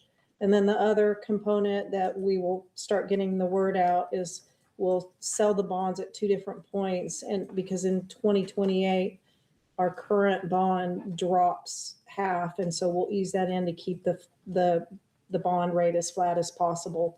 Again, that's going to depend on timber values, property values that we can't We don't have control over that, but we're gonna try to keep the rate flat, and that also affords us to continue to receive our timber dollars. When we pass the bond, we get the timber dollars. If we don't pass the bond, the timber dollars stay with the county. They don't come to Quileute Valley School District. So it's a huge loss for the West End and Forks. We have to have a debt in order to receive the funds. Most people don't know that, yeah. I did not know that until we started on the board. Is somebody writing a pro and con to go into? Yeah, we haven't had any takers yet. And I think, I'll have to look and see when the date of that is. Yeah. I went to kindergarten there, and I mean, the bathrooms are the same bathroom from 1960. They're so small. I mean, it needs replaced somehow. I think we'll keep those, though, kind of like we kept parts of the facade of the high school. We'll keep the bathroom just for you, yes. Souvenirs. I'll take one home. Okay. All right, so is there a motion then to adopt resolution 10-25, Senate Bar 26? I'll make a motion, we adopt resolution 1025-26 for replacement of Forks Middle School. All right. I'll second. Thank you, Mike. No, any other questions about it? All right, all those in favor of adopting resolution 10-25, Senate Bar 26, say aye. Aye. Aye. Any opposed, say no. Not hearing any, it is resolved. Okay, board policy 6215, voucher certification and approval. Do you have any comments on that? We adopted, or you approved this when we did the Spartan Stadium and Phase 2 bathroom facility and site improvement project, so that if we needed to pay our general contractor a portion of the project in a large sum, when it's not consistent with our end of month payment, that allows you to do that. And did we rescind the other one? This just replaces Spartan Stadium Oh, with Spartan okay, so it is Fields a for new the one. field project. Gotcha. Yeah. Okay, And it will be temporary till we get through the project. great. Okay, is there a motion then to approve board policy 6215, voucher cert and approval? I'll make a motion, we approve board policy 6215, voucher certification and approval. Thank you. I'll second it. All right. All those in favor, say aye. No, Aye. yeah. Okay, aye here too. Any opposed, say no. I don't hear any, so it is approved. All right, let's move on to the Forks High School's course catalog update.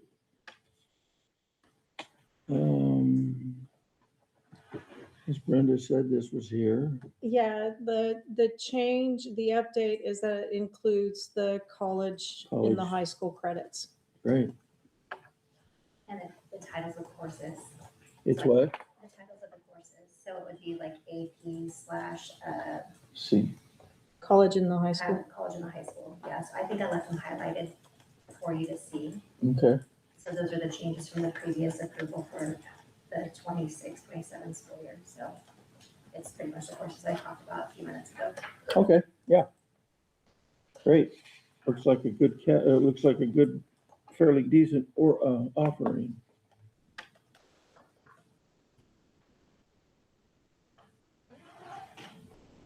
All right, is there a motion then to approve the high school course catalog update? I'll make a motion to approve the Forks High School course catalog update. I'll second it. All right, any other questions about it? Okay, all those then in favor, say aye. Aye. Any opposed, say no? I'm an aye, and there are no no's, so it is updated. Okay, last is on this particular page is Bill Henderson, results of the GMAX testing on Spartan Field.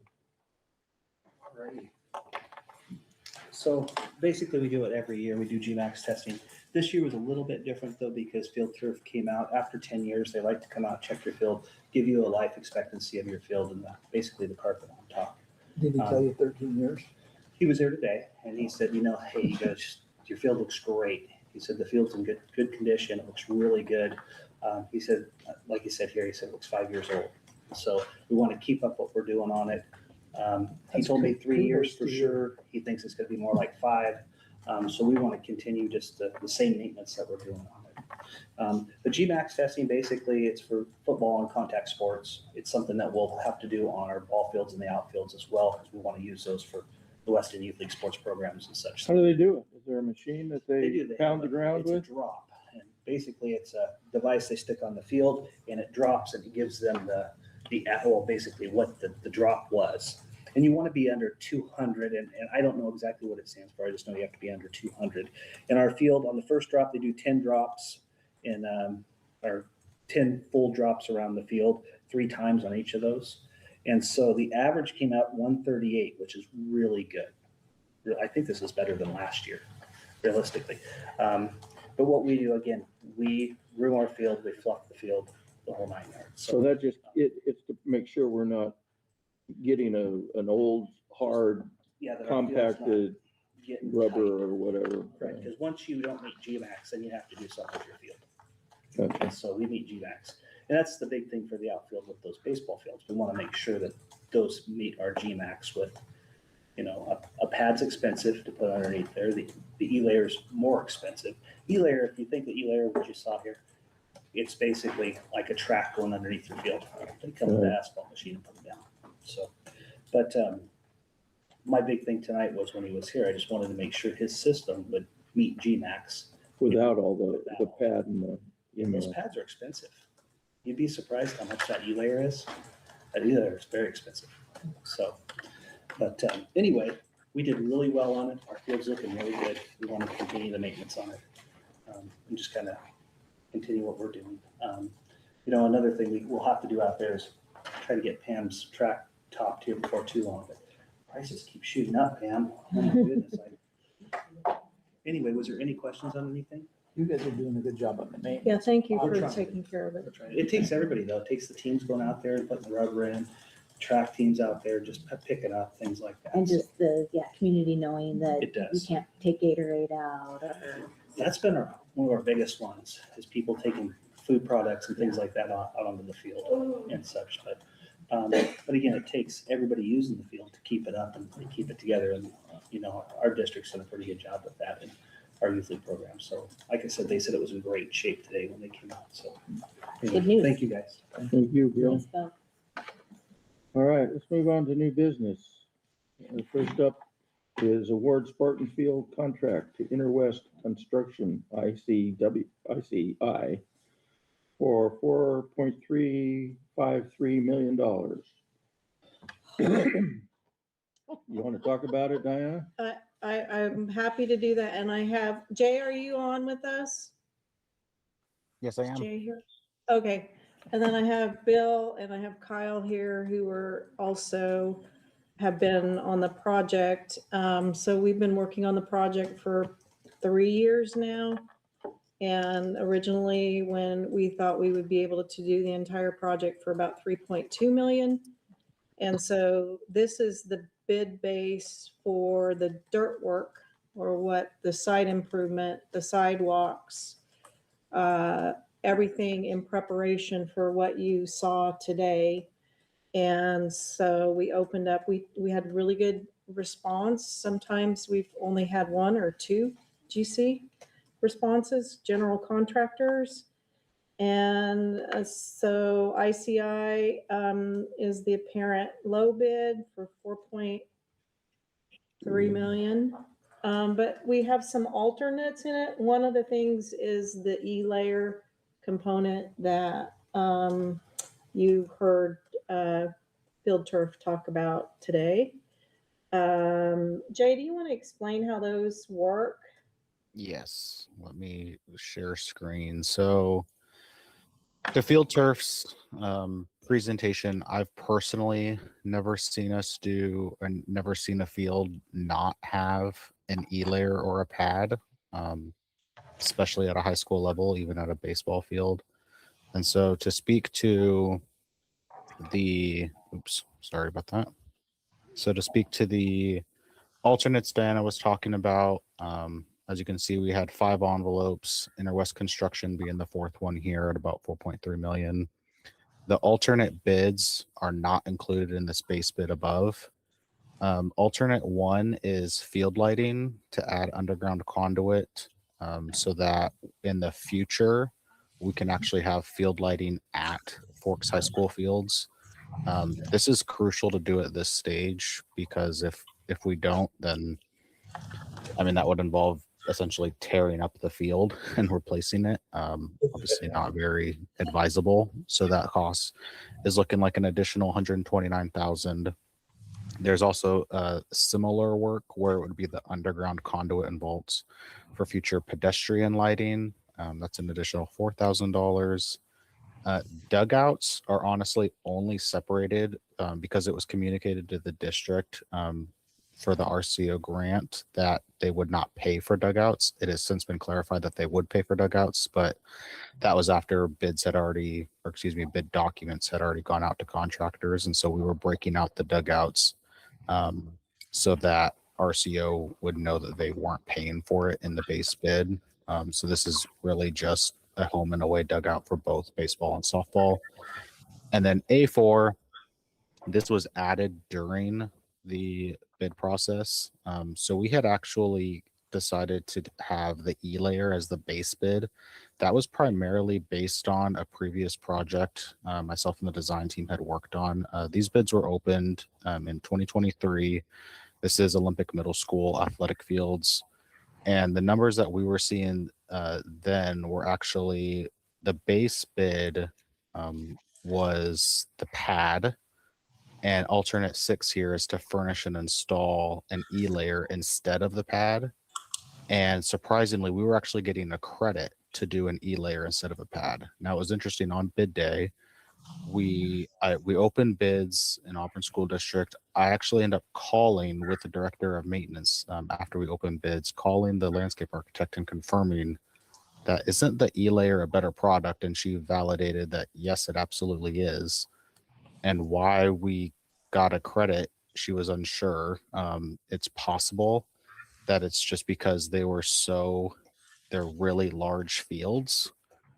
And so when they do the paving, they're able to do a larger area. Now, as you can see in this video, it's a much larger project. That's why I saw the bids about 14 million. It was a football field and a track, and then baseball, softball field combined, multi-purpose field with netting around and a field house between. So anyway, that's just a little history on why we decided to go with base bid as the E-layer, and then doing a synthetic pad instead. So if we were to accept that on the Forks High School athletic fields to do a pad instead of the E-layer, we're looking at about $750,000 savings to do that. And there's potential additional savings. ICI has noted that it'd be beneficial if the turf contractor, whether it be Field Turf, AstroTurf, Shaw, provided the E-layer or pad system themselves. And so what that does is it takes that scope out of this project and puts it into this phase 2 project, as we're calling it. And that will actually save the district a decent amount of money. Looking at around $150,000 savings, because you're saving on general contractor markups, going through Sourcewell, which is similar to a KCDA, if you all are familiar with that. And yeah, this is kind of the makeup of our system, though, as it stands. So you have 6 inches of coarse stone, and then you get two inches of our pad that is to be determined, and then whomever's turf system on top of that. So what we're currently looking at is this project that we're discussing tonight to include everything below this line, right? E-layer or pad and below, and then everything above by the turf company. And then as I was discussing, there is some potential cost savings to shift this line down so that the E-layer turns into the turf contractor scope. And I was just going to note that on that other Olympic middle school field, we did a similar thing where base bid in that case was a pad, and then the alternate was the E-layer. So we flipped that around, but similar makeup. That's just to reiterate that I have personally not seen a system done without an E-layer or pad. I fully acknowledge that Field Turf has done 10,000 times more fields than I've done. I've done over a dozen. They had brought up Bellevue School District. They actually did one of my elementary schools. Now, admittedly, this is not an athletic field, but oops, you can see the play field in the background at the elementary school. That's a Field Turf field that they had provided for me on one of my previous projects. Would you be a part of researching this new method? Yes. Yeah. So once all of the bids come in, myself and AHBL, who's the landscape architect and civil engineer team, we're going to be reviewing all of the systems because they're not quite apples to apples, right? You're going to get X from Field Turf, you're going to get Y from Shaw, you're going to get Z from AstroTurf with varying prices. And so it's where's the value for QVSD in terms of being able to kind of create an apples to apples scenario of, Field Turf might be a little bit more expensive, but is the product consequently that much better, right? No, and I think it's going to behoove us again to do what we did when we looked for the Spartan Field. We really did our homework, not only on that, but also when we built the building. And just by doing a few site visits, we were pretty well determined what would work and what wouldn't work. Because we are in Forks, we want to do it the right way and have a lasting product. So your recommendation then would be to do, I mean, obviously the ICI is the low bid. They have all the paperwork in. They need to make a motion to award the bid with or without any of the alternate bids. And our recommendation would be that they include the alternate bids. Correct. Yeah. Can you give us an idea of what the turf is gonna cost us? The whole project, what do you think the whole project would cost? The turf. If you're looking, the 4.4 million is the base bid, and we have the grant in there, and Jan and I are committed. We have additional timber dollars. Again, this is where our timber dollars come in, very, very important, where we can move. We cannot touch instructional dollars. We will not touch instructional dollars, or you will not authorize it because it's against the law. We can only move local funds to match the project, and we will figure out where we move those from. We have some in capital projects. We have a bunch in our debt service fund. You ultimately make that decision when we show you where the dollars are, but we will be able to cost this. But the actual field part will be an additional 600 to 800,000. Is that about right? I would consider it closer to $1 million if we're going to take out scope from ICI and put it in the turf contractor if we go that route.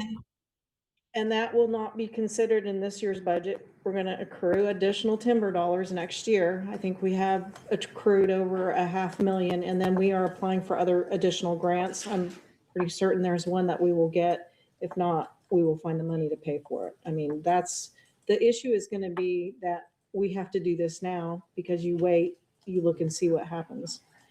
And we've already been awarded. We've already been awarded and started the grant. Yeah, we can't. 1 point. Yeah. And again, you're looking at inflationary costs. When we originally started this, we thought we would be able to do everything under 3.5 million, and it's just not doable in today's world. And I also wanted to note, we haven't brought it up, but this also includes, this figure includes a restroom building in between, 2 single-use restrooms, custodial, in between, and then announcer boxes on the second floor.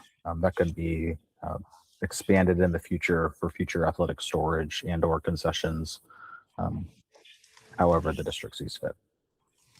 We are also in the, and once we award the bid, then we're gonna go back with ICI and either do value engineering or look at, we may bring back some things that we could take out. If one thing that I can think of is we're building sidewalk all the way from the back of the stadium that goes Mhm. around. Because you think of your parking, people are gonna have to park, there's no parking over there. I would absolutely recommend that we put the infrastructure in for the lighting. That would be ridiculous if we didn't. And then it includes also the batting cages and the netting, the fencing, around everything. What am I missing, Jay? Not batting cages, but dugouts. I think it's what you meant. Dugouts, I meant dugouts, yeah. Scoreboards for both. Scoreboards, and there's also, there has to be egress or access for emergency vehicles there, which you'll see, again, we can look at the plans. Here, I can drive right in. You're also adding more drainage, Diana. Oh, yeah. We're fixing that elementary parking lot Uh-huh. through this project. Yeah, So, it will no longer flood. you got an undersized dry well in the middle. That alone is worth the project. Yeah. But what are we gonna do with the boating concession that we have there in the winter? We can put away her boots. Okay. Yeah, so here's the access off of East Street, and this is just a gravel road. There will be swing cantilever gates here and here. That's another VE option. We can go to swing gates instead. There's a lot of options. Myself and the design team have already compiled a list, and we're going to combine with ICI following contract award at VE in this project to get it closer to what the district was initially anticipating for. Certainly won't be able to get it down $1 million, but can definitely get it closer.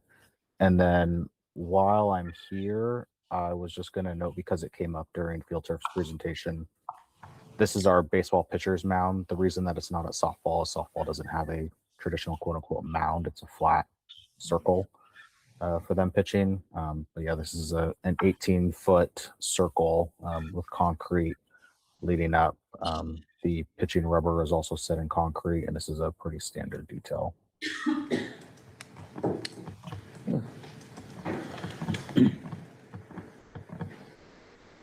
Okay. I'm glad they're figuring it out. I'm glad they're figuring it out. That's a lot. Questions for Jay or Diana on this?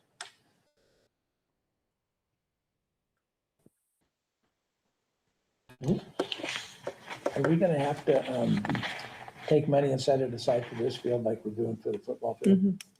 And how much are we setting aside every 30,000. year? Oh, yeah. Didn't it go up some because of? Yeah, we'll look at the increased prices. cost now that we have an idea of where, how long the field's gonna last. We have a really good idea. We're getting close to that number of replacement. It's just, again, with inflation, we need to take into cost. What they do is they pull out all of the innards and then they replace the carpet and then they put back in the sand and the rubber. It seems like that'd be a major operation, but I don't know. All right. Well, is there a motion then to award the contract to IC or to Interwest Construction, ICI? I'll make a motion, we award the Spartan Field contract to Interwest Construction for 4.3 million. Ouch. Or something like that.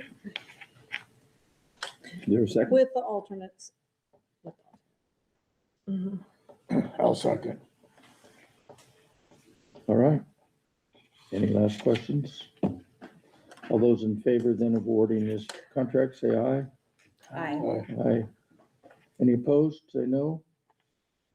And just for the record, we've had really good working relationship with ICI. They were the ones who did all of the site improvement and the concrete work for the stadium, and they were really great to work with, and they're local. They hire a lot of locals in their here position. And so hence, all the other bids were much higher than theirs. They have all the equipment out here, and they're well-versed for Forks. That's good to know. Yeah. Okay, sounds like we have a contract. Let's move on then to the student parent handbook for 26-27. QVSD's parent handbook. Is there a motion to adopt that? I'll make a motion to approve the QVSD Student Parent Handbook 26-27. Second? I'll second. Any comments, Diana? No, I just wanted to say that we had talked about making changes to the valedictorian and salutatorian requirements, and we would like to reconsider and continue working on what that might look like. We want to make sure that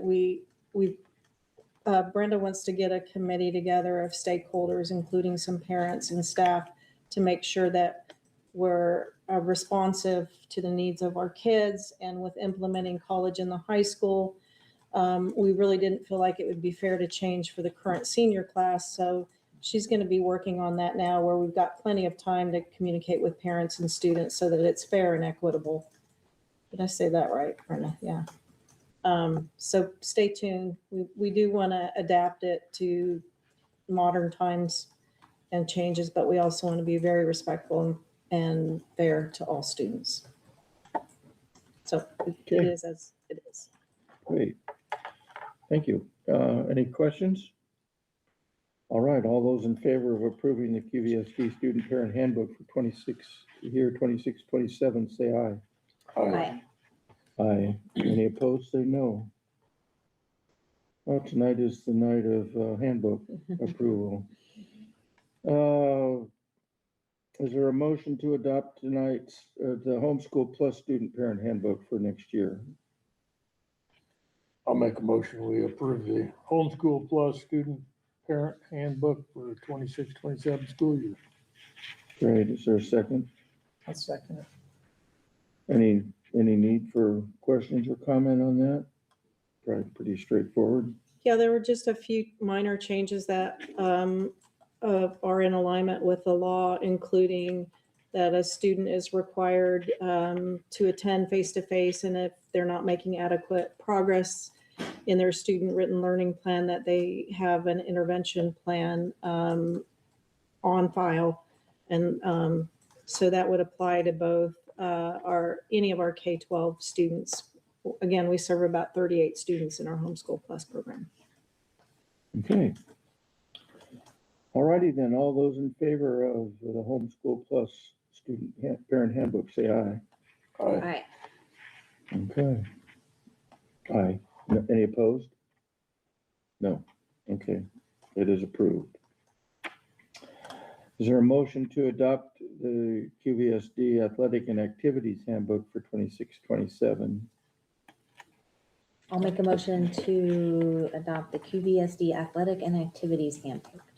I'll second it. Great. Questions about it? Is there any changes from last year? One of the major changes is just the grading periods when we do the grade checks.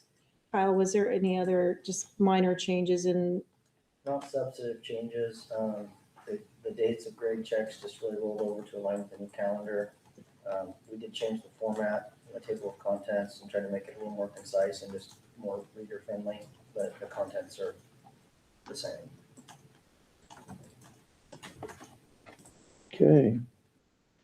Well, all those in favor of approving the Athletic Activities Handbook, say aye. Aye. Aye. Any opposed, say no. All right. It's approved. Okay, now we have the QVSD Personnel Handbook for 26-27. Is there a motion to adopt that? I'll make a motion, we adopt the QVSD personnel handbook for the 26-27 school year. Okay, is there a second? I'll second it. All right, any major changes in that? Okay. Then all those in favor of approving that handbook, say aye. Aye. Aye. Any opposed, say no.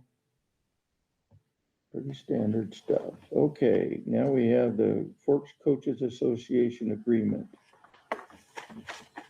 Is there a motion to approve that?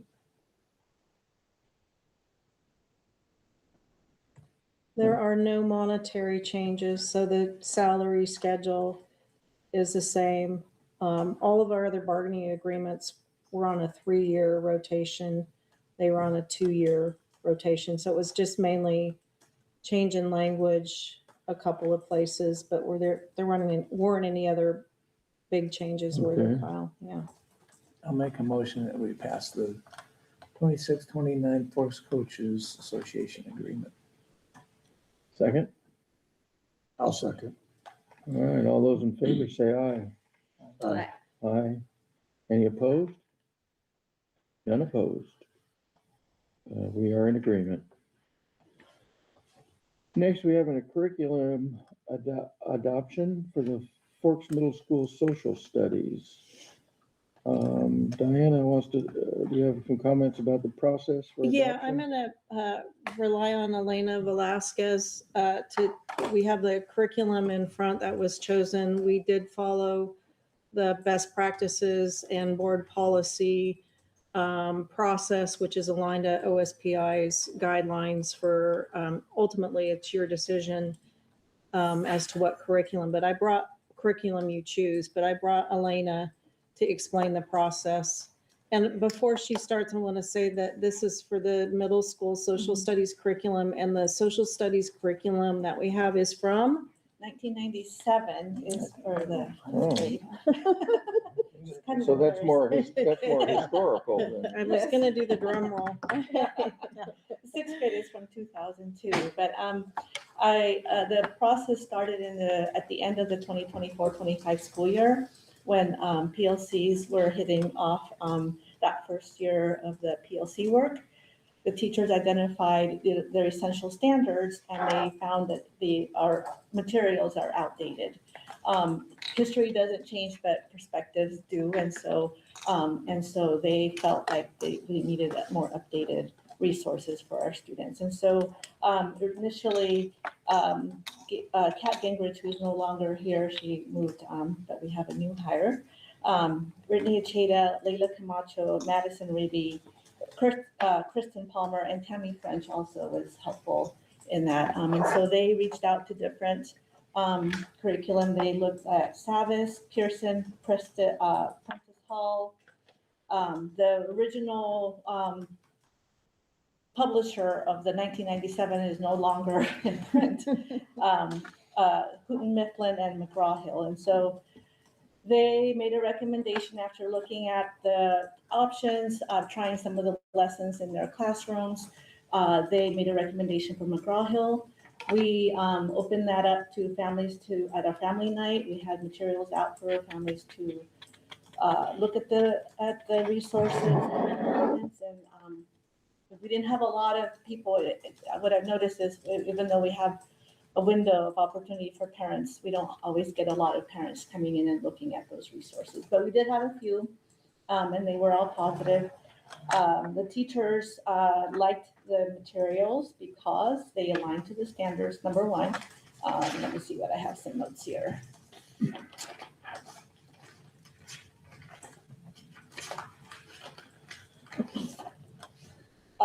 They're aligned well with the current standards, and they have more perspective and more focus on the indigenous peoples, which is also a Washington State requirement that we teach since time immemorial, and so they have resources for that as well. We also noticed that there are more critical thinking questions, where the old resources had maybe 2 to 3 critical questions and a lot of comprehension questions. These have anywhere from 10 to 12 critical questions that students can choose from. And then there is alignment to the writing. So there's a lot of writing integration, which our students need a lot of practice in writing. And so this gives them a lot of teachers more opportunity to co-plan with the ELA teachers so that they're working on writing projects in alignment with their ELA classes. The vocabulary, there's a lot more emphasis on vocabulary, and there's also EL support in the resources and some of the materials. English language learner. Yeah, and some of the materials come in Spanish. And so I don't know if you've had an opportunity to take a look at some of those resources. Obviously, we won't get through the whole textbook. But because they've already identified essential standards, they will now have resources to pull from when they get to those units. I wish we'd had a chance to look at this ahead of time though. So that we can see what's actually in the books too, You can, So, you I can. mean, aren't we gonna sign off on this tonight? You don't have to. You can wait if you want time to read I mean, over. history's a big thing, there's a lot of things that can get put in books. It'd be nice to know instead of somebody later saying, well, didn't you guys read that book and see what was in there? So, Yeah, you can go ahead and wait and take a look at the resources, and we can hopefully bring it up in August. Yeah. It's July. Yeah, yeah. Can we take one of those home with us? Yeah, and I have a couple more samples. I might have if you want to look at those, I might have a teacher's guide and that you can share, or you can each take a different. So are those from McGraw Hill? These are the McGraw Hill. And how long did they test them out? So they started in the 24-25 school year. They got sample materials at the start of last school year. And so they spent the 25-26 school year all last year. And they made their recommendation in February. And then March is when we pulled it out to the families. Time. And again, one of the requirements we're required to do since time immemorial, and weave in our local tribal history, as well as kind of the broad concepts. And then the other component that we're required to do is the Washington State history, which we do in the 8th grade. In the Seventh grade, I mean. Yeah. And then my understanding is you're getting a classroom set, but most of the resources are also online. Yeah, there's both a virtual and a paper pencil copy component for all of them. We'll primarily be using the 5th grade for the core content, and all the others will be supplemental resources. 6th and 7th and 8th grade will be supplemental. Meaning that they'll be using, so they're using this as a resource, not the main textbook. Okay, so that's a 5th grade book then, with things added on for everybody else. Yeah, so for the 5th grade book, the teacher is going to be using this as their core curriculum. They're going to probably take it out at least once a week, every day. And this, they'll be pulling bits and pieces for their units. And so which one will the students have? The students will have access to all of them. Is there one for each person, or do they share them? Or, because it says you got 30 I of think that them. we're ordering a class set for each content. So a class set for 5th, 6th, 7th, and 8th grade. Class set for 5th, 6th, and 7th. 7th and 8th will share because 7th and 8th have cover the U.S. history in 2 sections. So is it a book they can take home and read it? And They'll have access to it online and they could check it out. You're trying to implement this school year? That's our hope. That's what our teachers would like. Yes. times have changed because we used to always, everybody got a book. Yeah. Yep. Okay. Yeah, so Well- 6th grade is the world history, and so that's this right here. 5th grade is US history, and 7th is Washington State history, which we already have that resource, but they also do a semester of US history, and then 8th grade picks it up at the Civil War and then moves forward. So Mike has indicated perhaps a desire to delay this a month or till next month. Until our August meeting, you can do With that. the first August meeting in meeting? August? Yeah, the 11th. Would that work, man? How do the rest of the board feel? Yeah. Okay, We're good. I mean, that's fine. all right.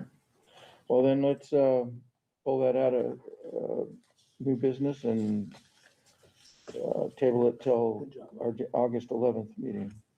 Thank you. Thank you, Elena. All right, well, that's all that's on my list, so guess what? Dun, dun, dun, dun, dun. Thank you all for being here.